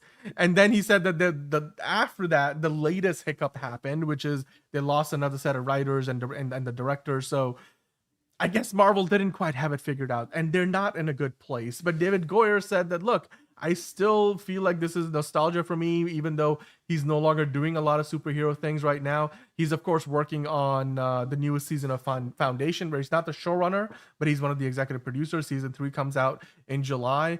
He's involved with the Sandman season 2, which I will get into a little bit of that in a moment as well. But he still looks fondly back at his time working on the Blade movies, and he would love to come back and work on it. He's worked on a bunch of DC stuff too, like the Man of Steel, Batman v Superman. At least he was involved in 2 out of the 3 Dark Knight trilogy movies. So he's got some good credits. Liz, are you surprised that they haven't, over at Marvel, Kevin Feige hasn't reached out to David Goyer, who still would love to work on a Blade movie? Like, even after the latest hiccup and the writer and director change, would they want to potentially go and just let David give it a shot again? I mean, he's got a resume.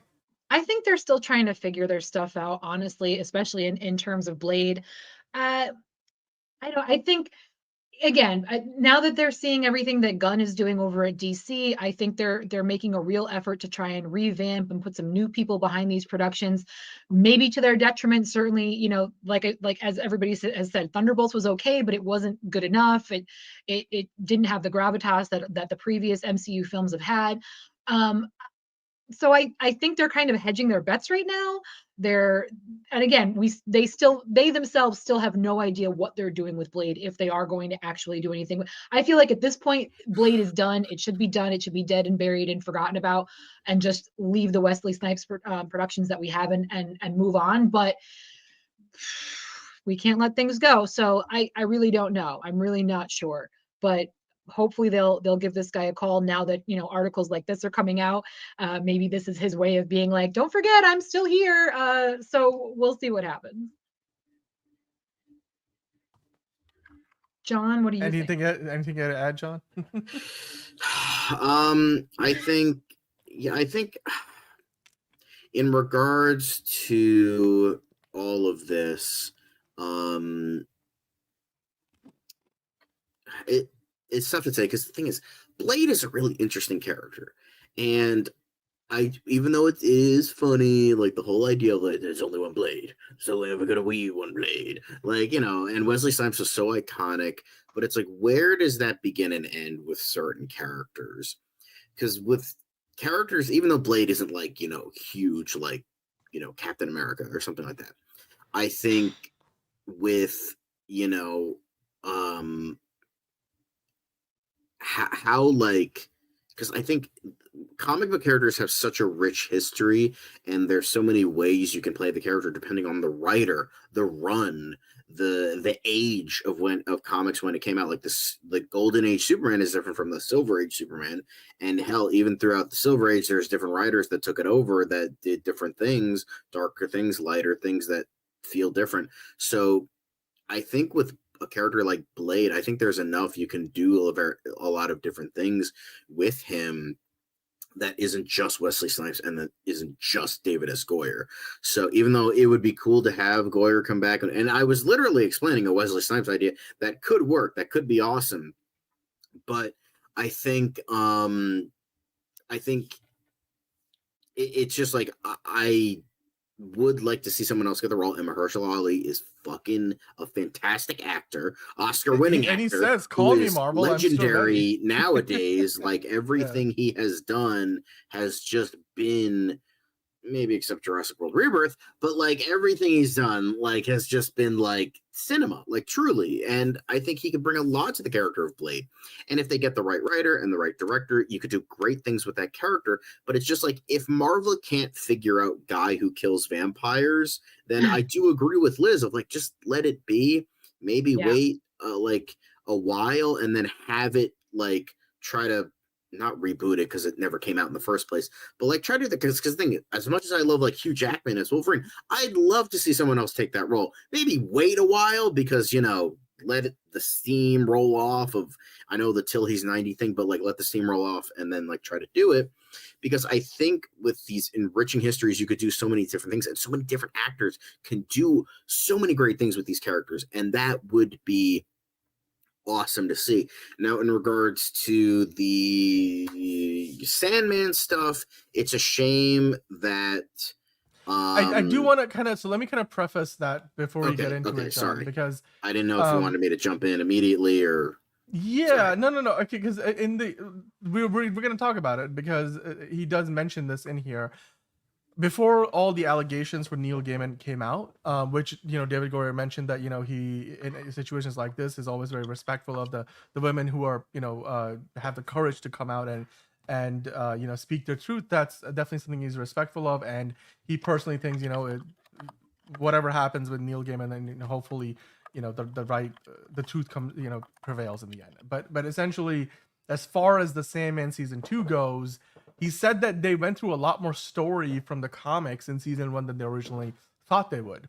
So the plan was always going to be, before they started season 2, well before the allegations came out, that they were going to basically wrap things up with 2 seasons.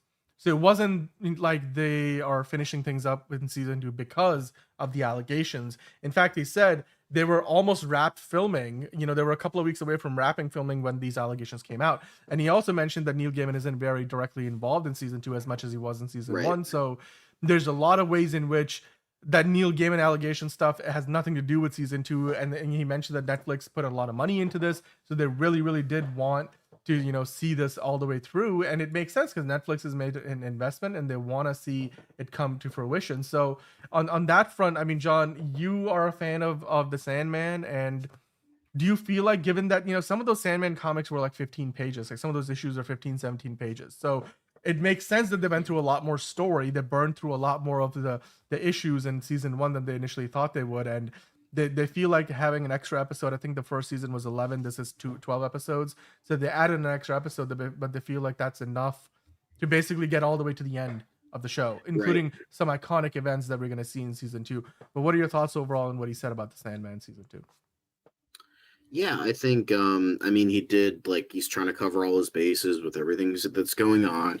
I mean, Good Omens had to do the same thing when that was, like, because I think that might still be getting a season 3, maybe, or maybe it's up in the air now. I hope so. But it's just a shame because ignoring what the horrible things he did, which is, I'm not saying ignore them. I'm just saying, like, in terms of this conversation, the writing he has done is legendary, not just by himself, but with other collaborators and with like Sir Terry Pratchett and all of them. Like, he has done amazing work, and that work will continue to be amazing. You just have to like separate that, but like, it's depending on the person. Like, are you willing to separate that? Because there are some people that will still watch a Bryan Singer movie or a Kevin Spacey movie or a Roman Polanski movie, despite the things they did. So, or like reading, you know, or reading not just Neil Gaiman, but like other people have done horrible things. So it's like, what's the line?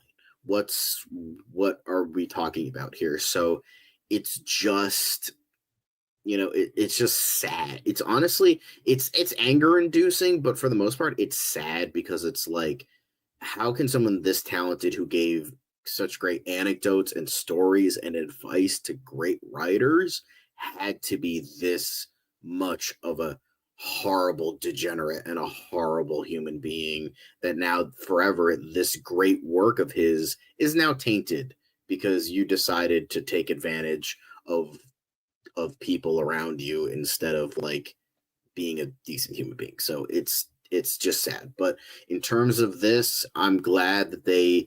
I mean, to be fair, the Sandman is an illustrious series, but if they found like a way to make all of it work, and they're giving us a complete story here, then awesome. But it feels like they are kind of covering their bases of like they probably wanted to do a hell of a lot more, but they had to stop at season 2 because of what happened. So I think that's definitely the bigger case here, because there's a lot. Yeah, sure, the whole 15 to 17 pages thing, but there's still like hundreds of issues of Sandman and that world that can never be touched now because people don't want to adapt that anymore because of what happened. So I think this feels like they have to say this so that it can give like maybe some fans who don't know any better a peace of mind of like, we did all we wanted to do, we swear, when it just kind of, to me, it just kind of doesn't feel like it. But I get why. I'm not saying to continue it, because like I think they need to stop all game and stuff for now and just kind of move on. But that's just my opinion, obviously. Yeah. All right. I don't know, Liz, did you have anything else to add on top of that? I don't know if you're a big fan of the show. No, I think John said it all for sure. Yeah.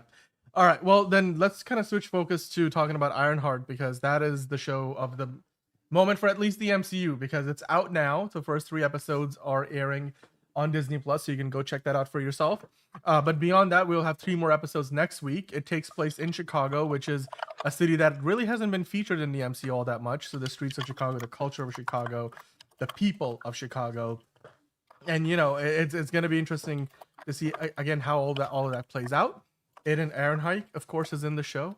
And I think he's definitely had the short end of the stick with regards to like, big IP fandom, especially Star Wars, but hopefully with this and other roles he's taken on, he can be on his way back up.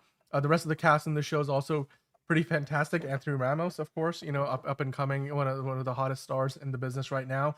And with that in mind, while the Rotten Tomatoes scores are not out yet, we do have some first reactions, because of course, like I mentioned, people have seen the show already, but not just the first 3 episodes for everybody. Some people did get early access to all 6 episodes. Mm-hmm. And when we started the show, the social media embargo had lifted immediately after they held that screening event in Hollywood. So we have some reactions. Hopefully tomorrow we can take a look at more of the reviews, because now that the show is officially out, we will have more of that. The reactions aren't bad, Liz. You went through this, I want to get your opinion on this, because it looks like people are saying it's pretty solid. Good performances from Dominic Thorne, Aiden Ehrenreich. The people have seen and said that look, it's becomes very obvious that I guess this one is not very positive. Mark is saying it's obvious why they dropped it 3 episodes at a time. It's the action scenes are passable and stuff, but I've seen some people say, look, it's a fun story. The finale of the series is actually meaningful. It takes you somewhere important for what's to come in the MCU. The VFX were commented on, but overall, what are your thoughts on this, Liz? As somebody who watches everything MCU, are you excited to see the show and spend probably 3 hours watching at least? I am now. I wasn't before. I had kind of dismissed it earlier on on this show. But that's Marvel's fault, frankly. They put all of their eggs in Daredevil's basket and really gave us nothing for Ironheart other than like, oh, it's coming. Like that's literally all we got. And then we got this trailer. The trailer I really like a lot. I like the cast. I'm actually really looking forward to this one after seeing these reviews. I'm like, well, crap, I'm gonna give it the time of day, because again, they went all out with Daredevil and that sucker did not deliver. Here they gave us absolutely nothing. It was totally lackluster. It seemed like they themselves didn't even care about it. And now the fans are saying like, why is Marvel sleeping on this? So I'm looking forward to it. I'm definitely going to take the time and watch all 6 episodes. I'm sure you have it coming up, but Ryan Coogler does kind of hint that it is going to be a nice lead up into Doomsday. I mean, kind of, and it's funny because he said they almost did it like by accident, like they didn't necessarily. direction. They certainly weren't given that instruction. Yeah, that hey, they tie didn't this know that in. RDJ was coming back. Yeah, Right, exactly. but it just so happened to work out in their favor. So that's something to look forward to. Like, oh, cool. How is that going to lead into? Which is what I want the Marvel productions to do. I want them all to connect back to one another. So the fact that somehow this just coincidentally worked out is really cool. So I'm going to check it out for sure. I'm going to give it a fair shake, definitely. Yeah, I mean, hey, look, he's saying he's already seen the first 3 episodes, and Cool. yeah, I want to see what he has to say, or he or she or they have to say about it. Get in the comments down below and let us know. Enterprising saying from what they have heard, it's mid, but it has a killer ending. So that would be very interesting. Better than Daredevil, gang. A lot of Disney Plus MCU shows, they don't stick the landing. So if people are saying this thing sticks the landing, that's something that would be very interesting. Yeah, if it leaves you wanting more, they've done their job for sure. Yeah. And I agree with Swag Fan saying, look, they really didn't do a good job of positioning Riri Williams' character in Black Panther Wakanda Forever. So hopefully Ryan Coogler is helping them kind of change course. What I will say, though, the fact that this show's trailers have really made it clear they're going to try to combine technology and magic, that's very much in the realm of what Doctor Doom does as well in a lot of ways. The spectral magic tech. That he's a sorcerer in the comics.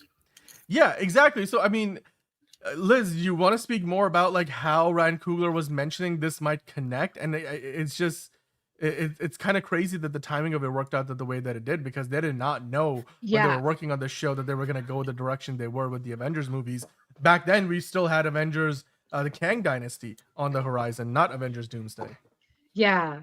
Well, so Riri teams up with Anthony Ramos's character that he plays, the Hood, who, he has like a Harry Potter-esque cloak of invisibility. He does some sorcerer type, spiritual type, magicianal kind of fucking things. So with her technology, it looks as though at some point they kind of agree to disagree, and then full on disagree, and they end up going to head. So it's technology versus sorcery versus witchcraft, which we've also seen with Agatha all along, WandaVision. So it's interesting that we kind of have this theme that's sort of been weaved throughout the MCU, but was never really like addressed directly before. So now they are addressing it directly, and then just so happens that Doomsday is coming around the corner too, and which will also will address it head on. So again, I'm definitely excited now. I wasn't before. I totally dismissed it because Marvel and Disney themselves pretty much dismissed it.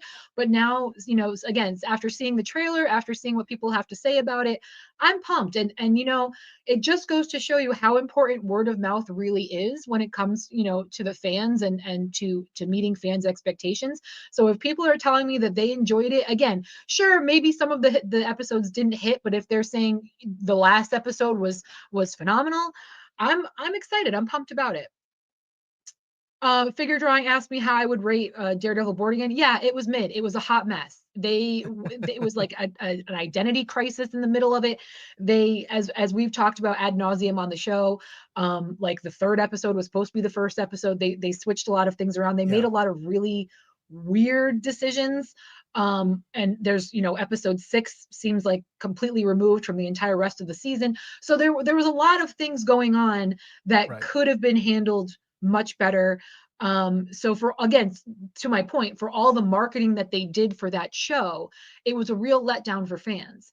And yet they completely let Ironheart down as far as the marketing is concerned. But from what fans are saying, the show hits. So I'm going to check it out. I think it's worth giving a watch, especially if it connects to Doomsday in some way. So that's pretty cool. Yeah. By the way, my camera is like doing this weird focus thing. I know mine's been focusing in and out. It's really weird. Am I okay? I don't know if I was not connecting or something. Am I good? No, Maybe you're it's good. Solar flares. Let's just blame everything on solar flares. I will say it's the non-existent climate change. A little bit of what you were hinting at, Liz.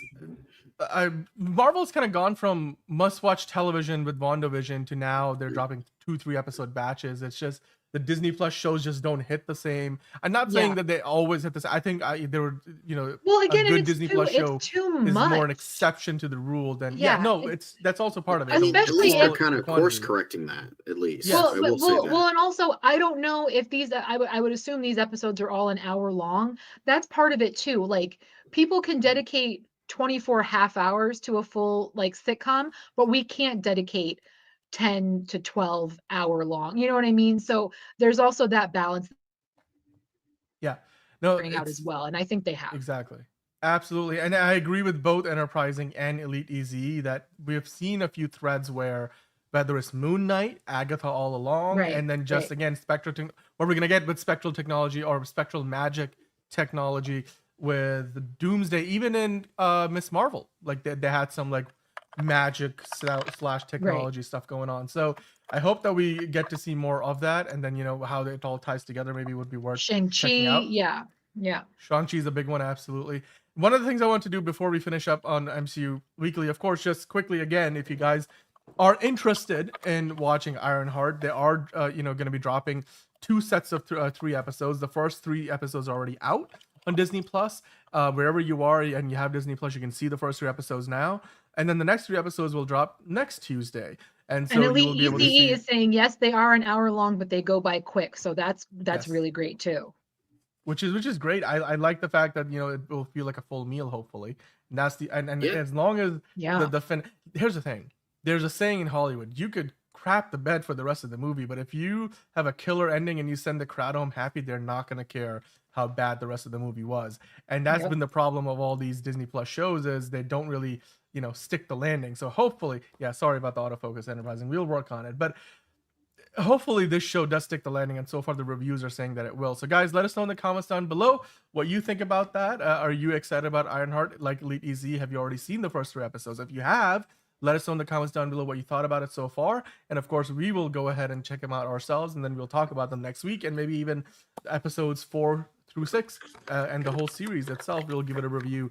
So get in the comments down below, hit the like button while you're at it. We appreciate you guys watching live if you are, and hit the subscribe button if you're new. We're here 5 days a week with live shows, and hit the notification bell so you know when we go live with the new episode. So now we have to move on to the main event of the show, as usually is. We do have a few things to go still, but the biggest thing that we do at every show, of course, you guys are always here to check us out for DCU Daily, all the latest from the world of Superman, DC Studios, what James Gunn is talking about, everything, and anything DC related with Superman, Batman, Lantern, Supergirl, Wonder Woman. You tell us, we will talk about it. So today, the very first thing I want to do is get into all the different stuff that we're getting from the world of Superman. It's going to be a packed episode of DCU Daily. Liz, John, the both of you, I want to ask you, what are you most excited to talk about from the world of DC before we dive into it proper, and then we'll get into it. Go ahead, John. Ladies first. Okay. I was trying to be nice. But I'm excited to talk about the idea of James Gunn really pushing the DC Studios brand, and how it's technically separate from WB, how it's a subsidiary, but it's also like it's its own identity, and I really like that. I know it's like going to be like a quick thing, but that was the thing that really stood out to me the most. Was like, he's talked about it before, but he's really like, now he's like, no, this is a DC Studios production, and I really love that, and obviously we'll talk about it more. Yeah. Liz, I like how James has kind of said that his expectation moving forward with the DCU is that, yes, all of the productions could kind of feed off one another, but they are still their own separate entities as well. Like, you don't need to watch Peacemaker in order to watch Superman. You don't need to watch Superman in order to watch Supergirl.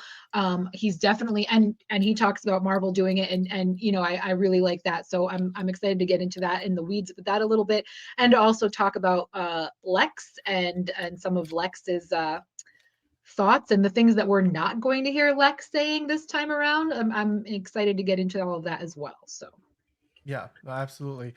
There's a lot to get into. Of course, we're talking about general DCU news as well. Sorry, wow. Losing my voice in mid-sentence. Of course, we all have a ton of Superman stuff to get into as well.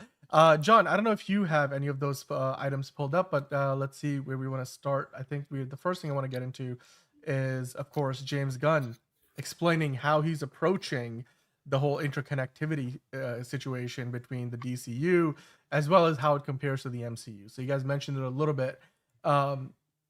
We have to talk about how James Gunn is comparing the two because he's done both. And the biggest thing he said, look, I want to be careful that anybody, can dip into this and see the story that is up next and they don't feel like they're missing information, which is, I think, a little naive on his part, but he does address that a little bit later because I'm sure, Kevin Feige has always had that mandate. He wants any MCU project to be an entry point for the cinematic universe.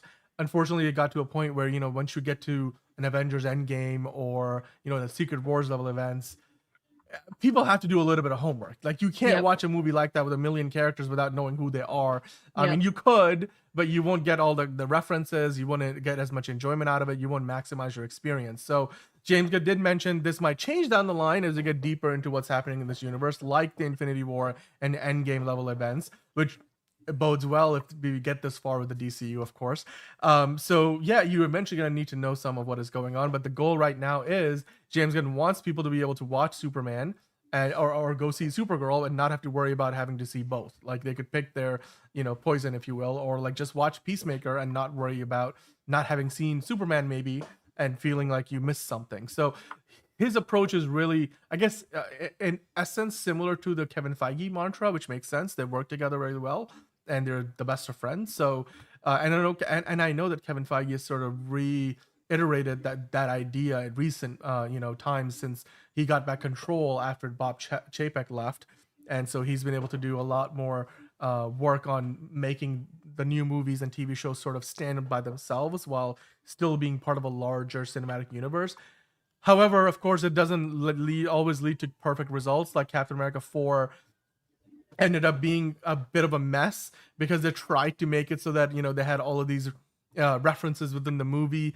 So it explained away, how we got to where we are without necessarily having people go watch The Incredible Hulk again. So we have that. And on the other hand, we have stuff like maybe Ironheart, which sort of for the most part stands on its own. So Liz, I want to ask you, do you think he's on the right track here, James Gunn, that he wants to keep things where they sort of stand by themselves, but then also he knows it's not a perfect situation where we might have a point in time later in the DCU's timeline where it just might be impossible to like not have some homework to do because if you have a big team up movie, you got to know what the characters are, right? Yeah, I just want to say I like Elite Easy E's comment, Eagly and Crypto Scene, please. I mean, yes, that'd be great. No, I think it's just hilarious. But I think he's absolutely right. Because again, there's too much content out there. You're asking too much of your audience to not only dedicate their time to shows, but also to films. So to continue, again, to Marvel's detriment, to continue to work on that formula as where you're kind of leaving out key pieces of information, you're introducing new characters that, again, if somebody's not watching the series on Disney Plus and all of a sudden this character comes up in a film a couple months down the line and everybody's just supposed to know who this person is, you're missing the mark and you're excluding a lot of people in your audience, which is a real shame. Whereas what James is saying makes perfect sense because Peacemaker is not for every age group. Creature Commandos is not for every age group, but Superman should be, and Supergirl we hope should be as well. So it behooves them to separate those projects. Well, and yes, you can have similarities, you can mention certain characters, you can bring up certain things and hope that people make that connection. But again, it's not mandatory that you subscribe to every single project in order to stay on track with everything. And again, I'm sorry about this autofocus. I don't know what's happening. But I think he makes a very strong point, and it's a very good argument as to, again, what Marvel has kind of been doing wrong lately, and has, even for people like me who do try to watch everything, there's still stuff that I miss because I simply can't get to it. And it's can't get to it, not terribly interested. It's not marketed like Ironheart. But even if I miss a little bit of information, okay, but like I'm bummed about it because I just simply wasn't given that opportunity. Whereas here he's saying you can join at any point and you'll have enough information that you'll still walk away happy. So that's what's important. Yeah. I mean, I was saying this like back in the beginning when this slate was introduced, like there are 5 very different, like ignoring like the secret projects James Gunn has planned and all that. If we're just looking at the movies, not even the shows, just like quick thing about the movies. You have Superman, Supergirl, Swamp Thing, The Authority, and what was the Brave and the Bold. That's 5 very different movies for 5 very different audiences. Superman, as you said, for all ages. Creature Commandos and Peacemakers more for like the James Gunn kind of like adult audience, but like maybe even like late teenager as well. I think you have that, but then you have like something like Swamp Thing that gets the horror crowd. Supergirl is like the cosmic, what is it, like the cosmic crowd, but like the demographic is maybe like late teens, early 20s, like young adults. Even Lanterns coming up, women, we haven't seen much from Lanterns yet, but I've got to assume that's going to be a little more family friendly. That's going to be a little more for everybody. So I think it's going to be, well, it's like, it's been constantly described as like True Detective in space. So that's going to definitely be more adult. Maybe not. Yeah. But then you have like all the animated stuff. Like you have like Clayface is like another like super dark horror movie. You have Dynamic Duo, which we don't know if it's connected to the DCU or not, which it most likely is not, but that's probably going to be more kid friendly. And the thing is, again, it's like Brave and the Bold is going to feel different. Like Swamp Thing is going to feel different. The Authority, if it's still happening, that's going to feel different. You're getting all these different audiences, and they're not going to have to watch 4 movies in the meantime to like watch any of these movies because they're designed for specific demographics. So you're getting a bit of everyone, and that's, I think, a real important factor, because then you can do different things. You have one franchise and you're doing something Superman, which is like a family friendly, hopeful, optimistic, light, breezy action film. And then you have Swamp Thing, which is described as like a gothic horror movie from James Mangold. And then you have Clayface, which is a body horror movie. And then you have Brave and the Bold, which is like kind of like a slightly darker familial like noir action movie. And then Supergirl is like the cosmic adventure type movie. So like you're getting all these different people to your movie, and again, trying to combat superhero fatigue, alleged superhero fatigue, because Marvel, what do they make now? They just make action comedies. It's just like the same thing. Even if it's like the guise of something different, it's an action comedy. It's an action comedy. What was Thunderbolts? Action comedy. Yeah. Brave New World, action comedy. Like it feels like the same thing. Even if they try to do something different, which I feel like they are trying to do now, which, like, again, there is an attempt. I'm not saying there isn't an attempt. There is, because they're, trying to beat the head honchos back on top again. But I feel like with a lot of Marvel movies, it's just been action comedies over and over and over and over and over again. When it's James Gunn sees the downfall of the MCU, so it be, and he's like, okay, let's not do that. Let's try to get different demographics with different genres and not have them do homework, as Kevin Feige put it. So there's a lot of different things you can do with that, and I'm glad James Gunn is taking that approach. Anyway, yeah, absolutely. But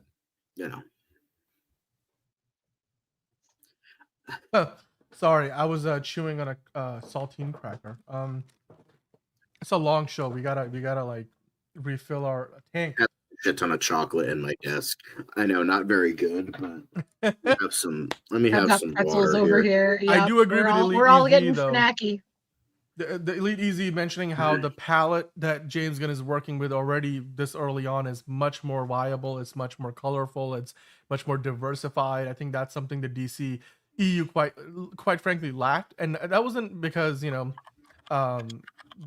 Snyder doesn't know how to do that. I don't think Zack Snyder ever had in his mind that he wanted to be the shepherd of an entire cinematic universe that needed to be as sprawling as it needed to be. And then that's where he clashed with the executives who wanted something very Marvel-esque, not in necessarily the content side, but definitely in terms of the success. And everybody learned the wrong lessons along the way, which hopefully now they are doing exactly what we are hoping they're doing, which is going in a different direction with keeping things true to what DC has been in the comics and what's worked before in other formats like animation, where DC has excelled for a long time, and now turn that success.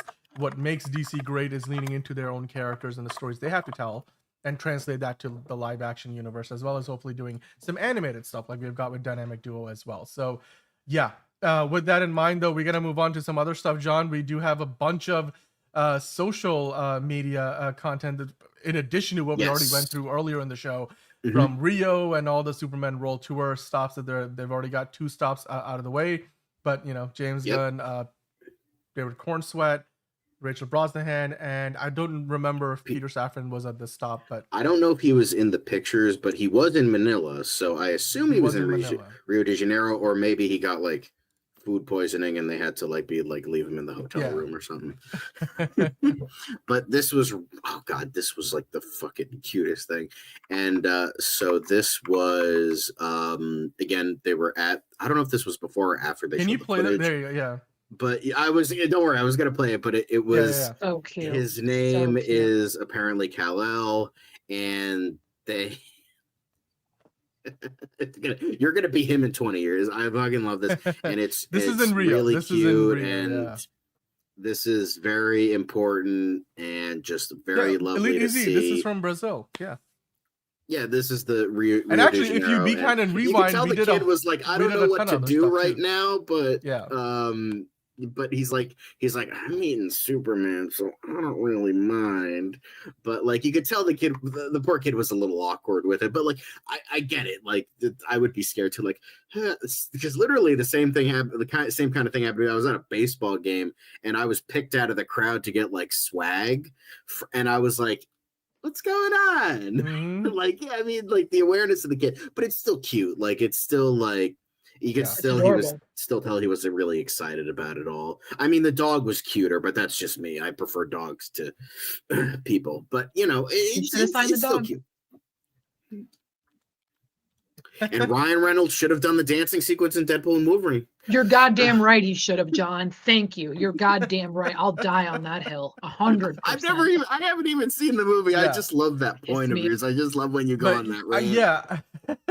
I was just gonna say, though, we did do a lot of coverage regarding the stop in Rio de Janeiro and all the Superman's promotional stuff earlier in the show in the news section. So you can definitely, like Elite Easy was asking, if you want to check more of that out, you can scroll back on the show and check that out at the very beginning of the show.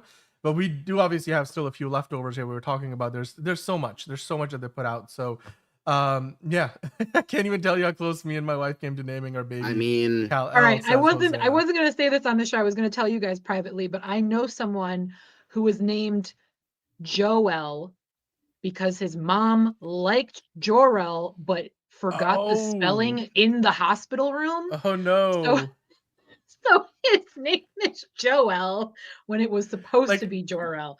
But so is it hyphenated, like Billy Joel? It's not hyphenated. The spelling is all foobar because she vaguely remembered it. I guess she had recently watched Superman. And you also know she just gave birth, so you're not actually in the right state of mind. She had the mom brain going. Yeah, she had the medical trauma brain going. So so he has a very unique name that actually means nothing at the moment. I'm pretty sure. I mean, I'm sure there's a character named Joel in like the fucking pantheon of Kryptonian history. I'm pretty sure Nick Cage named one of his sons Kal-El. I mean, he's a big Superman fan, almost playing the character. Right now. Before then, he loves comic books. Like, I mean, he is like, it's like, oh yeah, of course. But like, sometimes you can play multiple characters and not still be Coppola Cage. There it is. 20 years old. I was gonna say though, John, let's pull up the new Buckle Up promo that we got from Superman, which looks really, really cool. So yeah. Oh, there he is, Lex Luthor. the most exciting thing for Liz is just seeing that Lex Luthor swagger that he. I'm not mad about that. No. I'm saying like that's a you because you're like, ooh, Lex Luthor with them glasses, and I'm like, honestly, I know he's the villain, but he's the villain with swagger. I'm just saying, like, there is a lot of new footage in this promo, by the way. You got a lot more shots that we haven't seen before, like you get that shot of Clark, and we get more of the little skyscrapers falling down and all that. Crypto pulling on, tugging on the cape. We see more of that sequence where they're interviewing Lois is interviewing Clark as Superman. Again, more of an extension of some of these shots. A closer look at Crypto. Like, he's like, I think I'm doing a great job. He's like, yeah, I think this interview is going well. Like, both being very sarcastic. How much screen time do we think these aside characters are going to get? Because I really want a lot of Guy Gardner. I would like to know more about Hawk Girl. I would love to get into it's Mr. Terrific. I'm for some reason I feel like I'm saying that wrong. Okay, Mr. Terrific seems like the most interesting to me, and I really hope he's on screen for like more than 5 minutes. But I'm from what we have heard from the people who have seen like the actual test screenings, not the like supposed test screenings that Jeff Snyder talked about. Yeah. But apparently, like, the things I have heard, and I think we've talked about on the show, is that like Guy Gardner, even though despite not being in the movie for very long, like kind of steals the show, like, because he just like it's Guy Gardner being Guy Gardner. Awesome. And then cool. I believe Mr. Terrific, out of the 3 of the Justice Gang, is the most has the most screen time, is the most like noteworthy out of those characters. So I think that's what has been said in the past about them.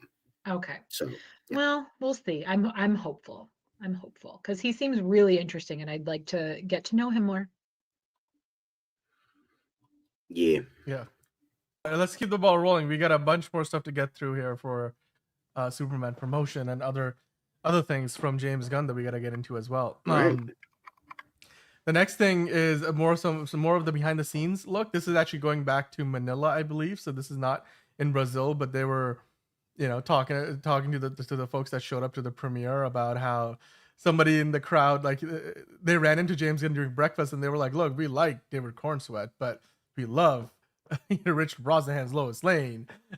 And so again, James Gunn just talking about how they shot that whole interview sequence, a 10-minute long. He keeps saying 10-minute long sequence that shows up at the beginning of the movie in the first couple of days of shooting in Atlanta. So that's pretty epic. I mean, again, we have seen a good chunk of that already in the trailer, not anywhere close to 10 minutes, but it's going to be exciting to see what that turns into. So yeah, actually, I think that's awesome. Yeah. And great to see. I think, I mean, I'm sure we're going to see Mr. Terrific. I mean, Eddie Gathegi, he's not like a Z-lister or anything like that, but I think he's noteworthy enough that he probably has a contract. He probably is going to appear in future films and maybe even shows. So we'll see. I'm just addressing what Frankie G said. No, it's a good point. Sorry. Absolutely a great point.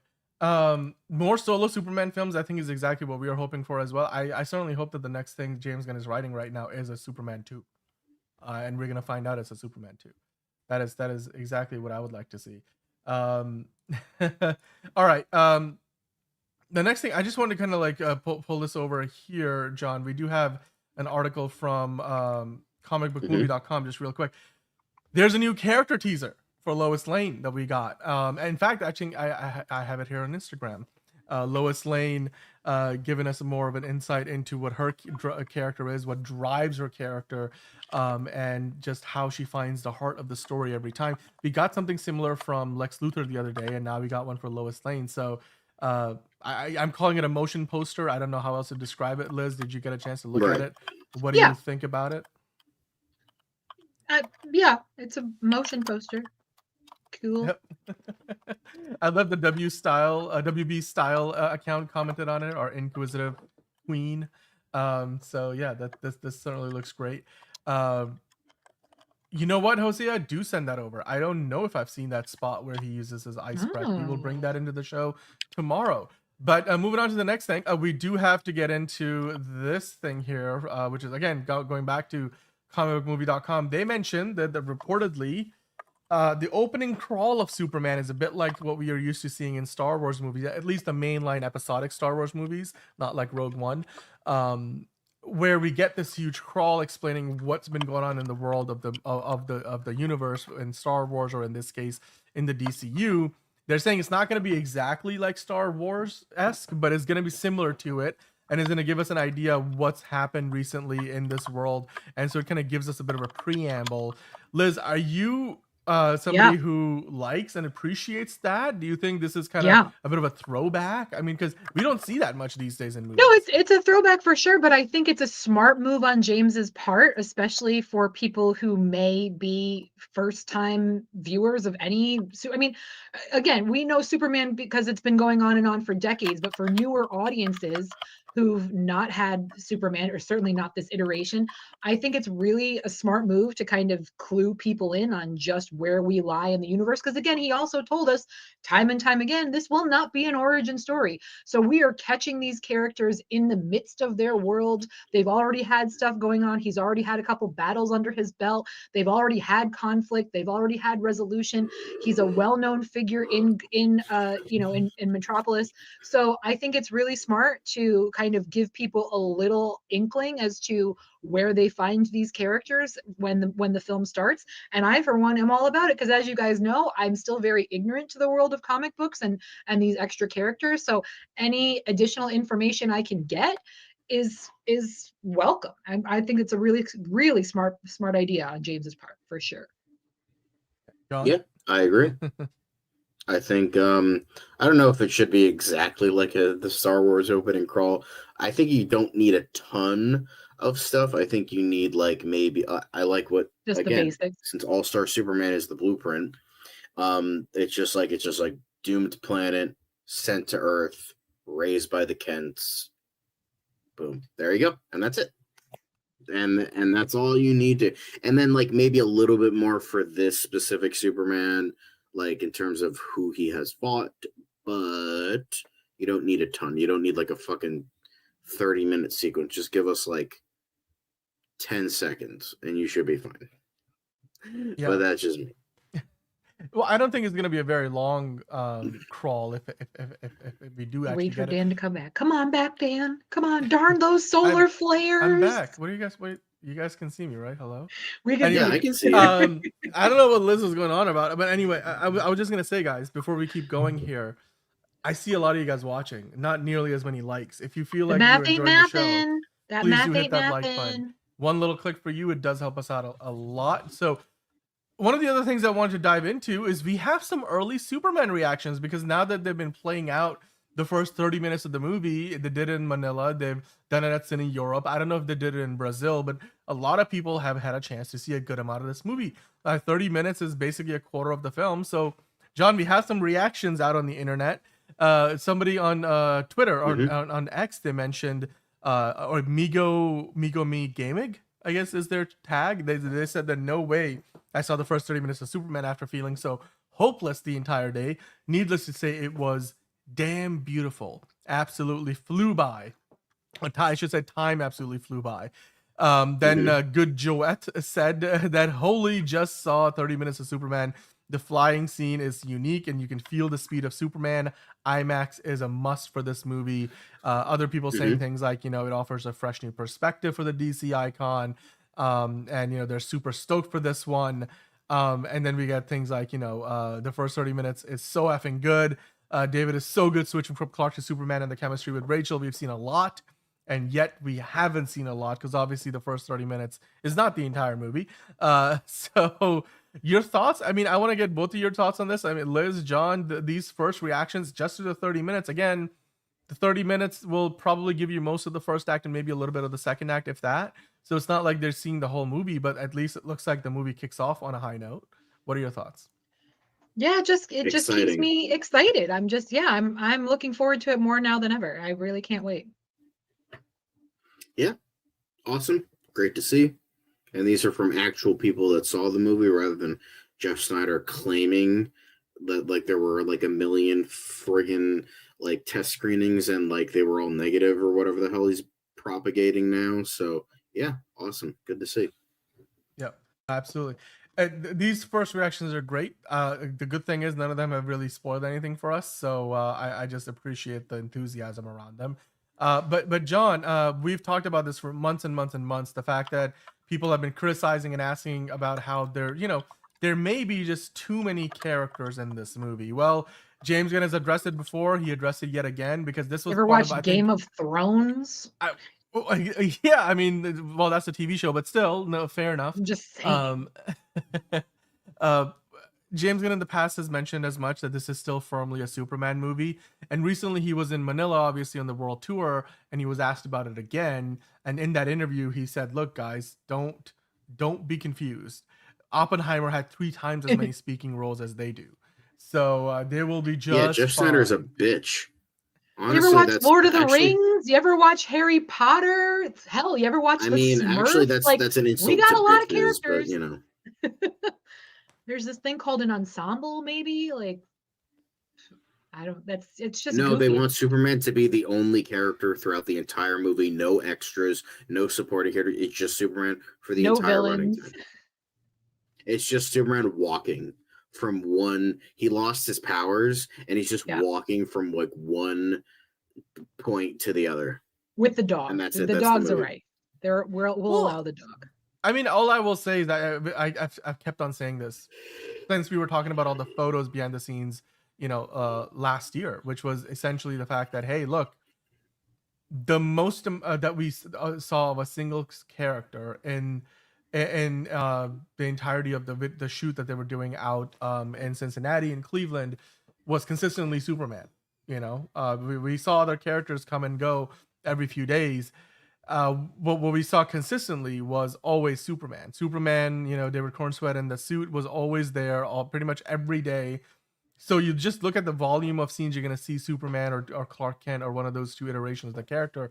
That alone, gives you an idea of, hey, just how much this movie still is very much about Superman, the title of the movie. So absolutely. Okay. Yeah. No. That's interesting. Good comment there. All right. Well, moving on to the next thing. James Gunn and Peter Safran shared that the release schedule of DC Studios is 2 live-action films per year, 1 animated film per year, 2 live-action TV shows a year, and then 2 animated shows for HBO Max per year. This is something that we've kind of discussed before, but since we're talking about are there too many characters in Superman, I want to pose the question again. Liz, do you feel like this will be too much stuff for DC to put out? Because when you do the math, 2 + 2 + 2 + 1 = 7, including 3 things that would be theatrical, and then 4 things that would go to streaming. Or I assume they're all HBO or HBO Max things. So what are your thoughts? Do you think this is too much to take on for DC Studios, or this is the right amount? Because when you look at what Marvel's doing, it's too much for me to follow and being on this show. But no, and again, as James Gunn has said, you don't have to watch everything. So with that in mind, no, it's not too much over a 12-month span. Again, if it was like Marvel, where it's like, oh, you have to like make sure you're caught up on the shows before you go see this movie, then yeah, that would be a bummer, and it would be a harder feat to catch up with everything. But no, the fact that James is like, hey, we've got a little bit of something for everybody. If you're not interested in Superman, we've got Creature Commandos. If you're not interested in Creature Commandos, we've got Peacemaker. If you're not interested, we've got Swamp. So I'm not disappointed with this list at all. I think it's, again, because you don't need to consume everything. They're just, if anything, they're actually kind of making it easier for you to kind of pick and choose. So I have no problem with it.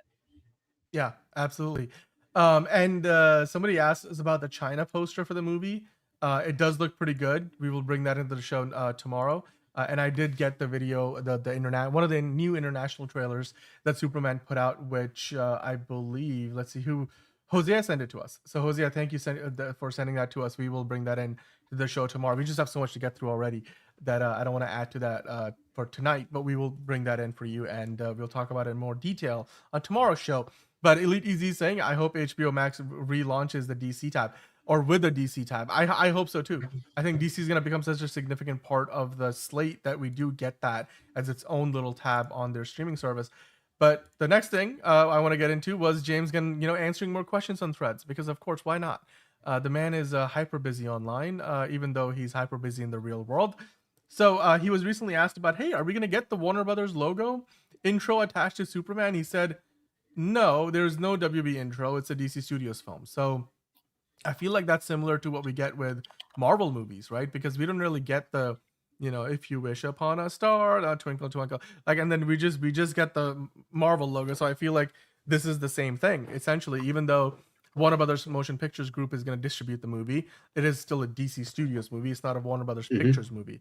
I feel like that makes sense, Liz and John. I mean, you're familiar with the Marvel concept, so it's this will be the first time we're seeing something like this. I also think it's important for James too. He wants to really establish that this is DC, that this is, that DC is all in on this, that this is their film, and I don't have any qualms with that at all. Yeah, absolutely. It's at this point, this is more or less like James Gunn just answering the smaller questions. I feel like this is the kind of stuff that he could just get some more sleep instead of answering these questions. But anyway, speaking of getting some more sleep, we should get some more sleep soon. But we do have a few other things to get through before we get that far. Superman put out a new promo online focusing on the Justice Gang, including these custom colored titles for each person and a couple of lines from the movie where, he's like, thank you, we are here to save you, or something to that effect, saying we're the Justice Gang. And then Hawkgirl quickly says it's a working title, and Guy Gardner's like, well, it has the potential to become permanent. So I don't know, guys. John, I'm sure you love this because going back all the way to last summer, we saw the photos, and it looks like we're finally seeing what they were filming come to life in the movie. And he's Liz, like, hey, we're here to save you. Catch up. Venmo? We don't do this for free. I don't know. I love the scenes. I love the douchiness of Guy Gardner. It's fucking great. If he is a scene stealer, then I expect nothing less from your boy Nathan Fillion. So yeah, love to see it. Nice. All right. Ellie Easy. How could I keep up with all of these people? I love it. I love it. All right. Well, of all the people who are fans of Superman, apparently Steve Lombard is not so much, saying in his latest Daily Planet newsletter article, until further notice, Superman, you are benched, because apparently in the movie, Superman's fight with Ultraman disrupts a really good game that the Gotham team, I forget the name of the Gotham Griffins, are playing against the Metropolis Meteors, and the Meteors are winning. And when Superman and Ultraman bring the fight to the stadium, it looks like the game has to come to an early end. And well, I can imagine that, Steve Lombard isn't happy about that. And we've already seen him in a trailer call Clark a nerd, and then Clark is like, no, you're a nerd, which I also appreciate that.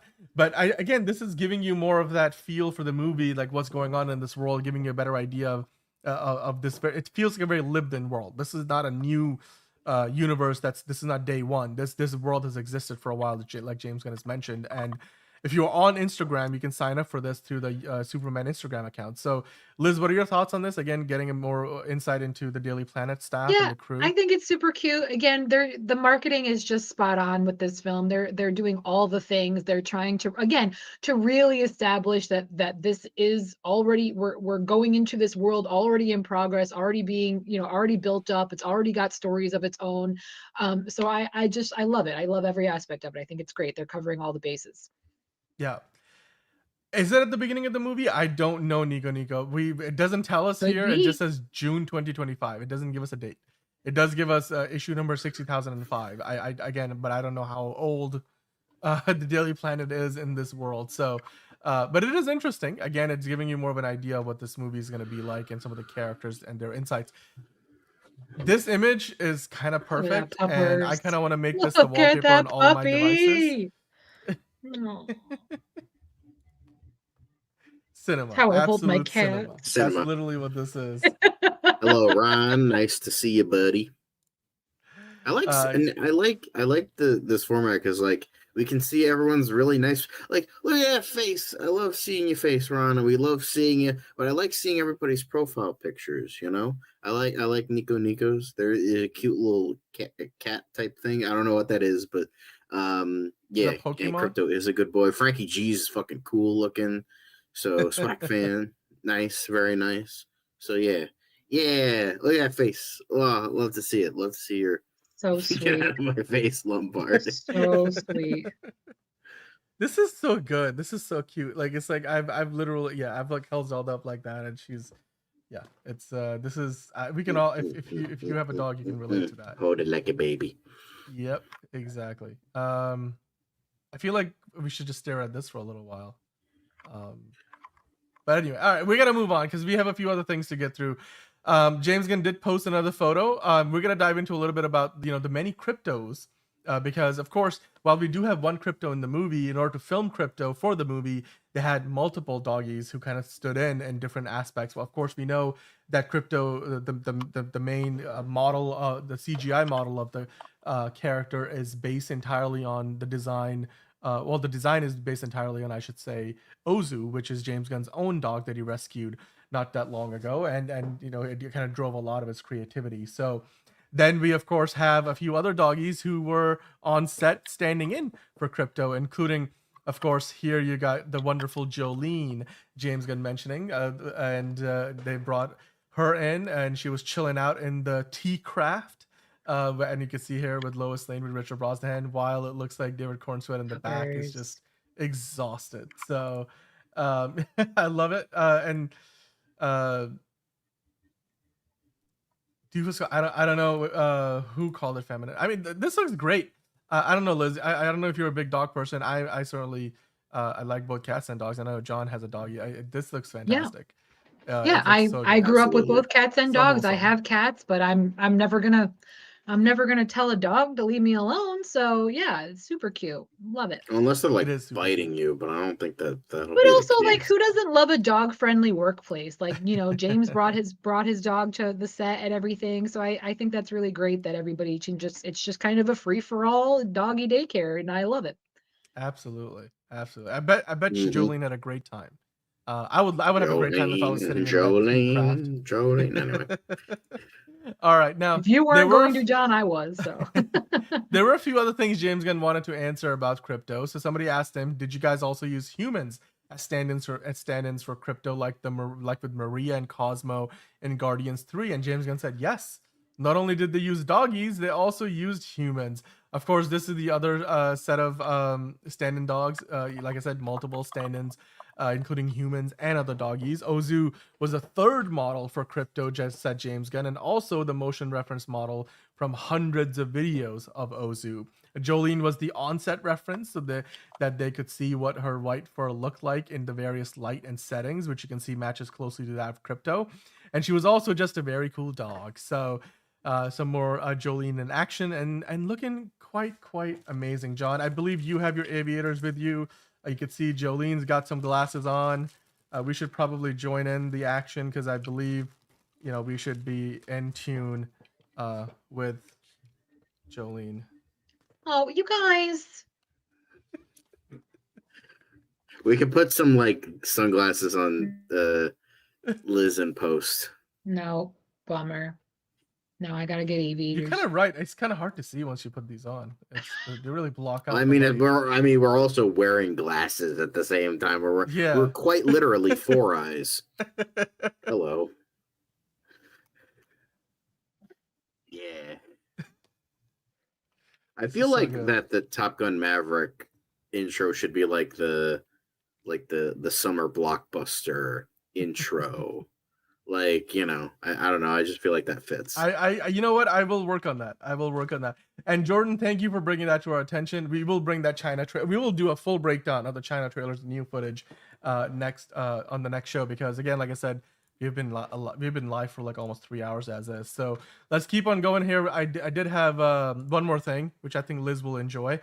Somebody asked James, why doesn't Lex Luthor grow his hair back with all the money and technology he has? And James Gunn had a very clever and very perfect answer, saying because he looks sleek as fuck. So and then when you see somebody put up the gif here, I mean, enough said. I don't know if I can say it any better, because boom, there's the evidence. Liz, what do you think? I mean, who's gonna say boo to that. I have no problem with it myself. I also want to bring up, just because I don't think we have it on the slate here, but there was a part where James Gunn has said he will not be referring to his secretary / girlfriend as Miss Teschmacher, as we've seen in the previous films. And I'm kind of like bummed about it, because I always liked that. I thought it like it presented Lex in like a very, like, he was very professional. He's very, he's very atypical. But James, to his point, was like, why would he call his girlfriend Miss? Like, so yeah, nobody does that. Like, but I kind of dug it. I don't know. she's- I dug it. I thought it was unique. Yeah. But I just wanted to bring that up too, since we're getting towards the end here. But I just thought that was really funny that like James is literally like addressing like every single comment that ever gets brought up. Like, oh, I noticed he doesn't call her this like they did in the previous films, and he's like, why would he? So I just thought that was kind of a funny little aside. Yeah. Hello, George from across the pond. Hope you are enjoying the show, and thanks for tuning in. Be sure to rewind and watch the rest of the show, because we had so much stuff going on earlier. We were fighting over the best film composers. We talked about a lot of Marvel stuff, more Superman stuff. Mr. 305, yeah, from Metropolis. We already did that. Mr. Worldwide, baby. Mr. Worldwide. Yeah, Liz has got you covered. We did that like yep. 5 days ago. Yep.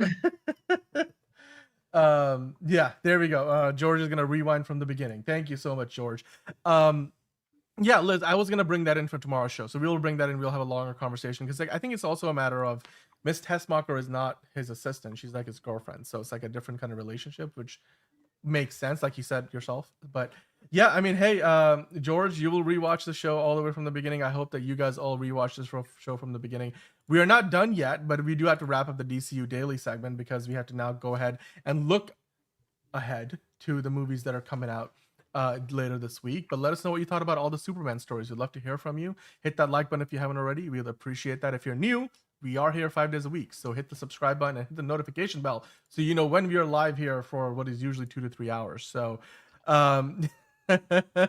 yes, I do agree with you, Swag fan. A very good point. It's that privilege is reserved for the late great Gene Hackman. And with that, we're going to switch focus now to looking ahead to the movies that are yet to come. The first of which is, of course, F1. It is going to be iconic. It's so far, the promotional tour has been pretty iconic, and I can't wait to see it, because this movie is looking better and better the more we see from it. And they recently had a red carpet premiere, so we're getting closer to seeing this movie for real, John. It's only days away now. I want to get your guys' thoughts on this. F1 is almost here. F1 the movie. Are you excited? And if so, how rad, as the graphic says, will this movie be? I'm seeing it tomorrow. I'm so jealous. I can't see it until Monday, but I'm really looking forward to it. This looks fucking so Kino. good. So fucking good. It's got good reviews already. Joseph Kosinski hitting it out of the park again. Let's go. Even my dad, who was like, that looks fucking stupid, saw a trailer and was like, okay, no, I'm interested in this. Yeah, I like the cast. I'm down. I'm totally excited about it. Ron, go see it. It's a good movie. Support your local movie theaters. We're not done yet, Steven. So stick around. But yes. Jurassic World is getting middling reviews. I did see the John Campea out of theater one. That I've seen a few other ones like that. So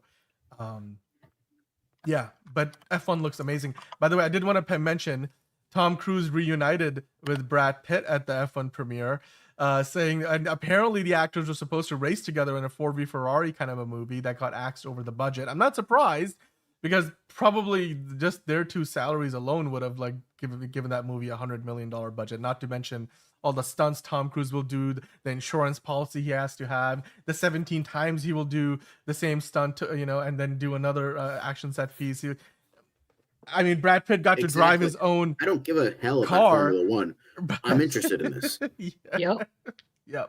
Between Bullet Train, this, and some, like, Brad Pitt has been on a bit of a winning streak, and I would love to see Tom Cruise and Brad Pitt join together. So yeah, I would love to see that. That was like Ron Howard's last good movie, so it's like, hell yeah. Dude, they haven't worked together since 1994's Interview with the Vampire. So I would love to see it. Love that movie. Specifically, Interview with the vampire because I saw a headline that still keeps making the same mistake over and over again. It's not interview with a vampire, it's an interview with the. He is really? the People vampire. are saying a vampire? That's stupid. Everybody's dumb. It's everyone says it's interview with the vampire. No, it's interview with the vampire. The vampire. Yeah, he's right vampire. there. You can see it. It's in the GIF. The movie came out when I was 13. I love that movie. Yes, we did. Finally saw it. I think it was last year because I expected like I don't know, just like the idea of it, looking at it, like seeing them in like the silly makeup and all that stuff. I didn't expect a ton, but honestly, it's fucking great. Like it's genuine. Like even someone who had no expectations. Dunst, Christian Slater. It's great, and also it's probably the gayest thing I have ever seen in my entire life. And the thing is, I've seen Top Gun too. Tom Cruise and his homoeroticism. The man knows what to do. It's okay, Ron. You can go back and watch it. Like it doesn't matter. No matter how old you were when it came out, you can still go check it out. Yeah, dude, it's such a good movie. Oh my god. To address what Steven was saying, we did talk about the Cinemark popcorn buckets the other day. If I find anything new that we haven't discussed, we will go back and discuss it. We might actually still do a popcorn. Did you guys show the AMC ones? The AMC ones are sweet as well. We did, yeah, because AMC has they have the bucket where you have a lid on it, right? The helmets, yeah, the lidded helmet, yeah. Yeah, and then the Cinemark is the one where Crypto's holding the popcorn in like a traditional popcorn bucket. It's so cute. I want one, and then it spins. I want that. I want that. But this reunion would be amazing between Tom Cruise and Brad Pitt. Still two of the biggest movie stars in the world, where the movie star is quickly reaching the end of its life cycle. Brad Pitt and Tom Cruise refuse to go quietly into the night, as it were. So we are looking forward to this movie F1, and hopefully you guys are too. Let us know in the comments down below what you think about it. Have you already seen it? I know that one of you guys, or at least several of you guys watching, or if you're watching after the fact, you guys have seen it. So let us know in the comments down below what you thought about it. We will review the movie. I'm going to see it. John's seeing it tomorrow. I'm sure Liz is going to see it several times. But the next one that we're going to talk about, of course, because there's not only just one big movie coming out this weekend, there are two. And speaking of two, Megan 2.0 is the next one on the horizon. And this one, it looks to me like a fun time at the movies. And I know that John is not even going to talk about it because he is that disgusted with the idea of this movie existing in the first place. But Liz, the trailer, he doesn't know what fun is. It's like this movie. He doesn't know what fun is. It's like Megan 2.0 did something that it does not happen often with sequels, right? There's only two examples I can think of. I'm looking forward to it. I don't care. I'm looking forward to it. It's like Terminator 2, right? Exactly. And I apologize. So we were talking about the Superman popcorn bucket. Mm-hmm. There is an F1 popcorn bucket. There are two different styles coming out with AMC. It is the F1 driving helmets, and it does have a lid on the top as well, but it's cool because you can actually like see the popcorn through the visors of the helmets, and there are two different styles that you can get. So that's actually what I was referring to. But yeah, I just wanted to bring that to everybody's attention. Anyone who cares, they're really cool looking. So we're gonna bring that in tomorrow. That looks okay. I just saw them. Yeah. Wow. Okay. Yeah. Really nice. Oh, and I saw. Okay, they're. I already have too many helmets, though. I don't know that I'm going to invest this time around, but we'll see how I feel about the movie. I'm sure I'm going to love it, but I don't know. George is just getting in the live chat while watching the show back. He's like, "Great intro, guys. Thank you." Yes, we have used that intro before, but obviously a few years ago when the movie came out, Top Gun Maverick did. But I mean, look, yeah, Megan 2.0, like I mentioned, Terminator 2 was the last time Hollywood did anything like this, where they're like doing genre bending and going in a whole new direction with the second movie than the first movie ever could possibly have imagined. I don't care. It's entertaining. I'm looking forward to it. I don't care. I know it's going to be terrible, and I'm here for it. But I'm here for it. He's like, hold on to your vaginas. It's like, okay, this is that kind of a movie. Okay, I am all for it. Yeah, no, I'm all for it. I don't it's fun. John, stop burping in the background. I don't care. That's my thoughts on that. I don't. What I will say, the only other time I've seen something like this happen is when so if you Liz, I know you're a Bollywood movie fan. I don't know if you have seen Koi Mil Gaya and then Krish. The two movies are actually in the same franchise. Koi Mil Gaya is basically E.T. It's literally E.T. We actually have a video of Bollywood versus Hollywood that we did a long time ago that gets a lot of views still. And he compared the two. And they're both based on a book, like a common book that came out a long time ago. So they're not like ripping off each other. They're based on like a book. But anyway, that's like the first movie in the franchise. Then the second movie is Krish, which is basically a superhero movie because the son of the character in the first movie, gets superpowers from his, father after he gets old. And it's like the second movie is a superhero movie. The first movie is Spielbergian, sort of like, E.T.-esque film.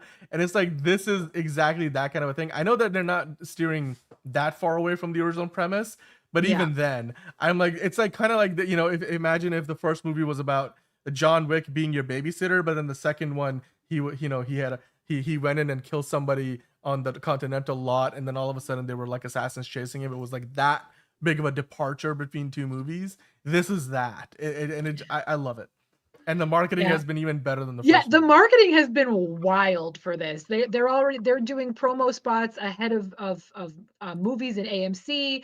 It's just, I don't care. I liked it's entertaining enough for me. Like, listen, I don't go to the theater expecting every single time that I'm going to be moved, that my life is going to be changed. I go to be entertained, and it's entertaining. So I don't care. I'm looking forward to it. I don't care. I am too. I am too. The fact that it doesn't have a Rotten Tomatoes score yet, let me actually refresh it. Maybe they did. No, never mind. Okay. Well, that means that it's probably going to be a terrible Rotten Tomatoes score considering how close we are to the release. But I do not care, because if this movie does well, then Allison Williams' dream of potentially getting a whole trilogy might yet happen, because as ambitious as the sequel is, we have seen things like this succeed in the past, and this will have an audience considering two of us here are, in love with the marketing. So yeah, I would love to see how well this does. By the way, congratulations to Zoran Mamdani for winning the New York City Democratic mayoral primary election, beating Andrew Cuomo. Daisy's. You want to talk about marketing? That dude has been killing it as well. I saw some of his stuff. I'm like, I speak his language. I literally speak his language. So like, I'm like, I would vote for him if I was living in New York. That's awesome. No, Steven.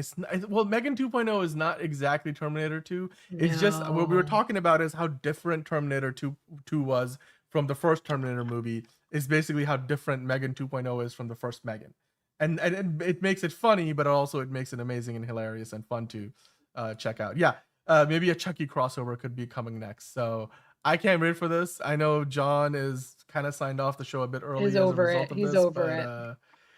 Maybe John will come back for the outro, because we have to bring back our glasses here. I will come back for the end. Put your glasses on. Prepared for. So left out. But guys, let us know what you thought about all the stuff from today's show. Are you gonna go watch Megan 2.0? Are you gonna have fun with it? John, I'm sure is gonna love it. Get out there, meat sacks. Hold on to your vaginas. That's anyway. Yeah. All right. Well, that's it. That's all we got for you guys today. That's all, folks. Hit the like button on your way out. Hit the subscribe button if you're new. We are here 5 days a week doing all this kind of stuff and all other crazy shenanigans. And hit the notification bell so you know when we go live. And with that, guys, as James gonna keep saying, look up and carry on. God, that was slow, John. I was hoping to get out of here a lot faster. Sorry, I didn't realize we were putting them on again. Hello. Goodbye. This is the screenshot. I'm dangerous. Oh my